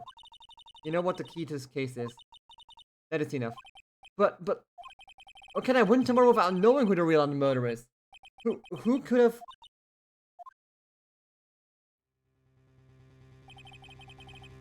I didn't know at the time. But this day was going to end with a turn for the surprise.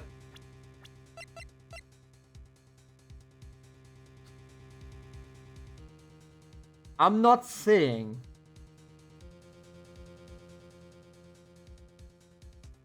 I'm not saying.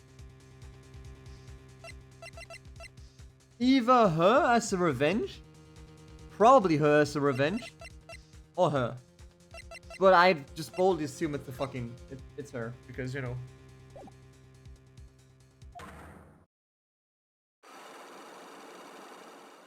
What the hell? Mia, what? What's wrong? That's right, only I can see the Cyclops. Which means Mia must know something about the real murderer. There must be something that she would hide under lock and key for even me. What in the world is going on? To be continued.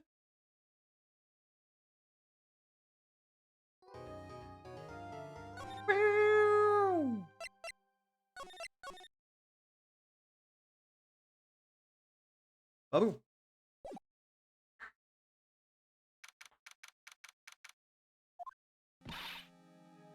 However,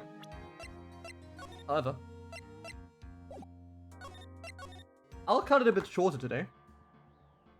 I'll cut this a bit shorter today.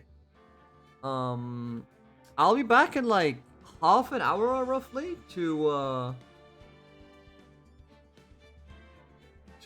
test out Stalker, if I can stream that.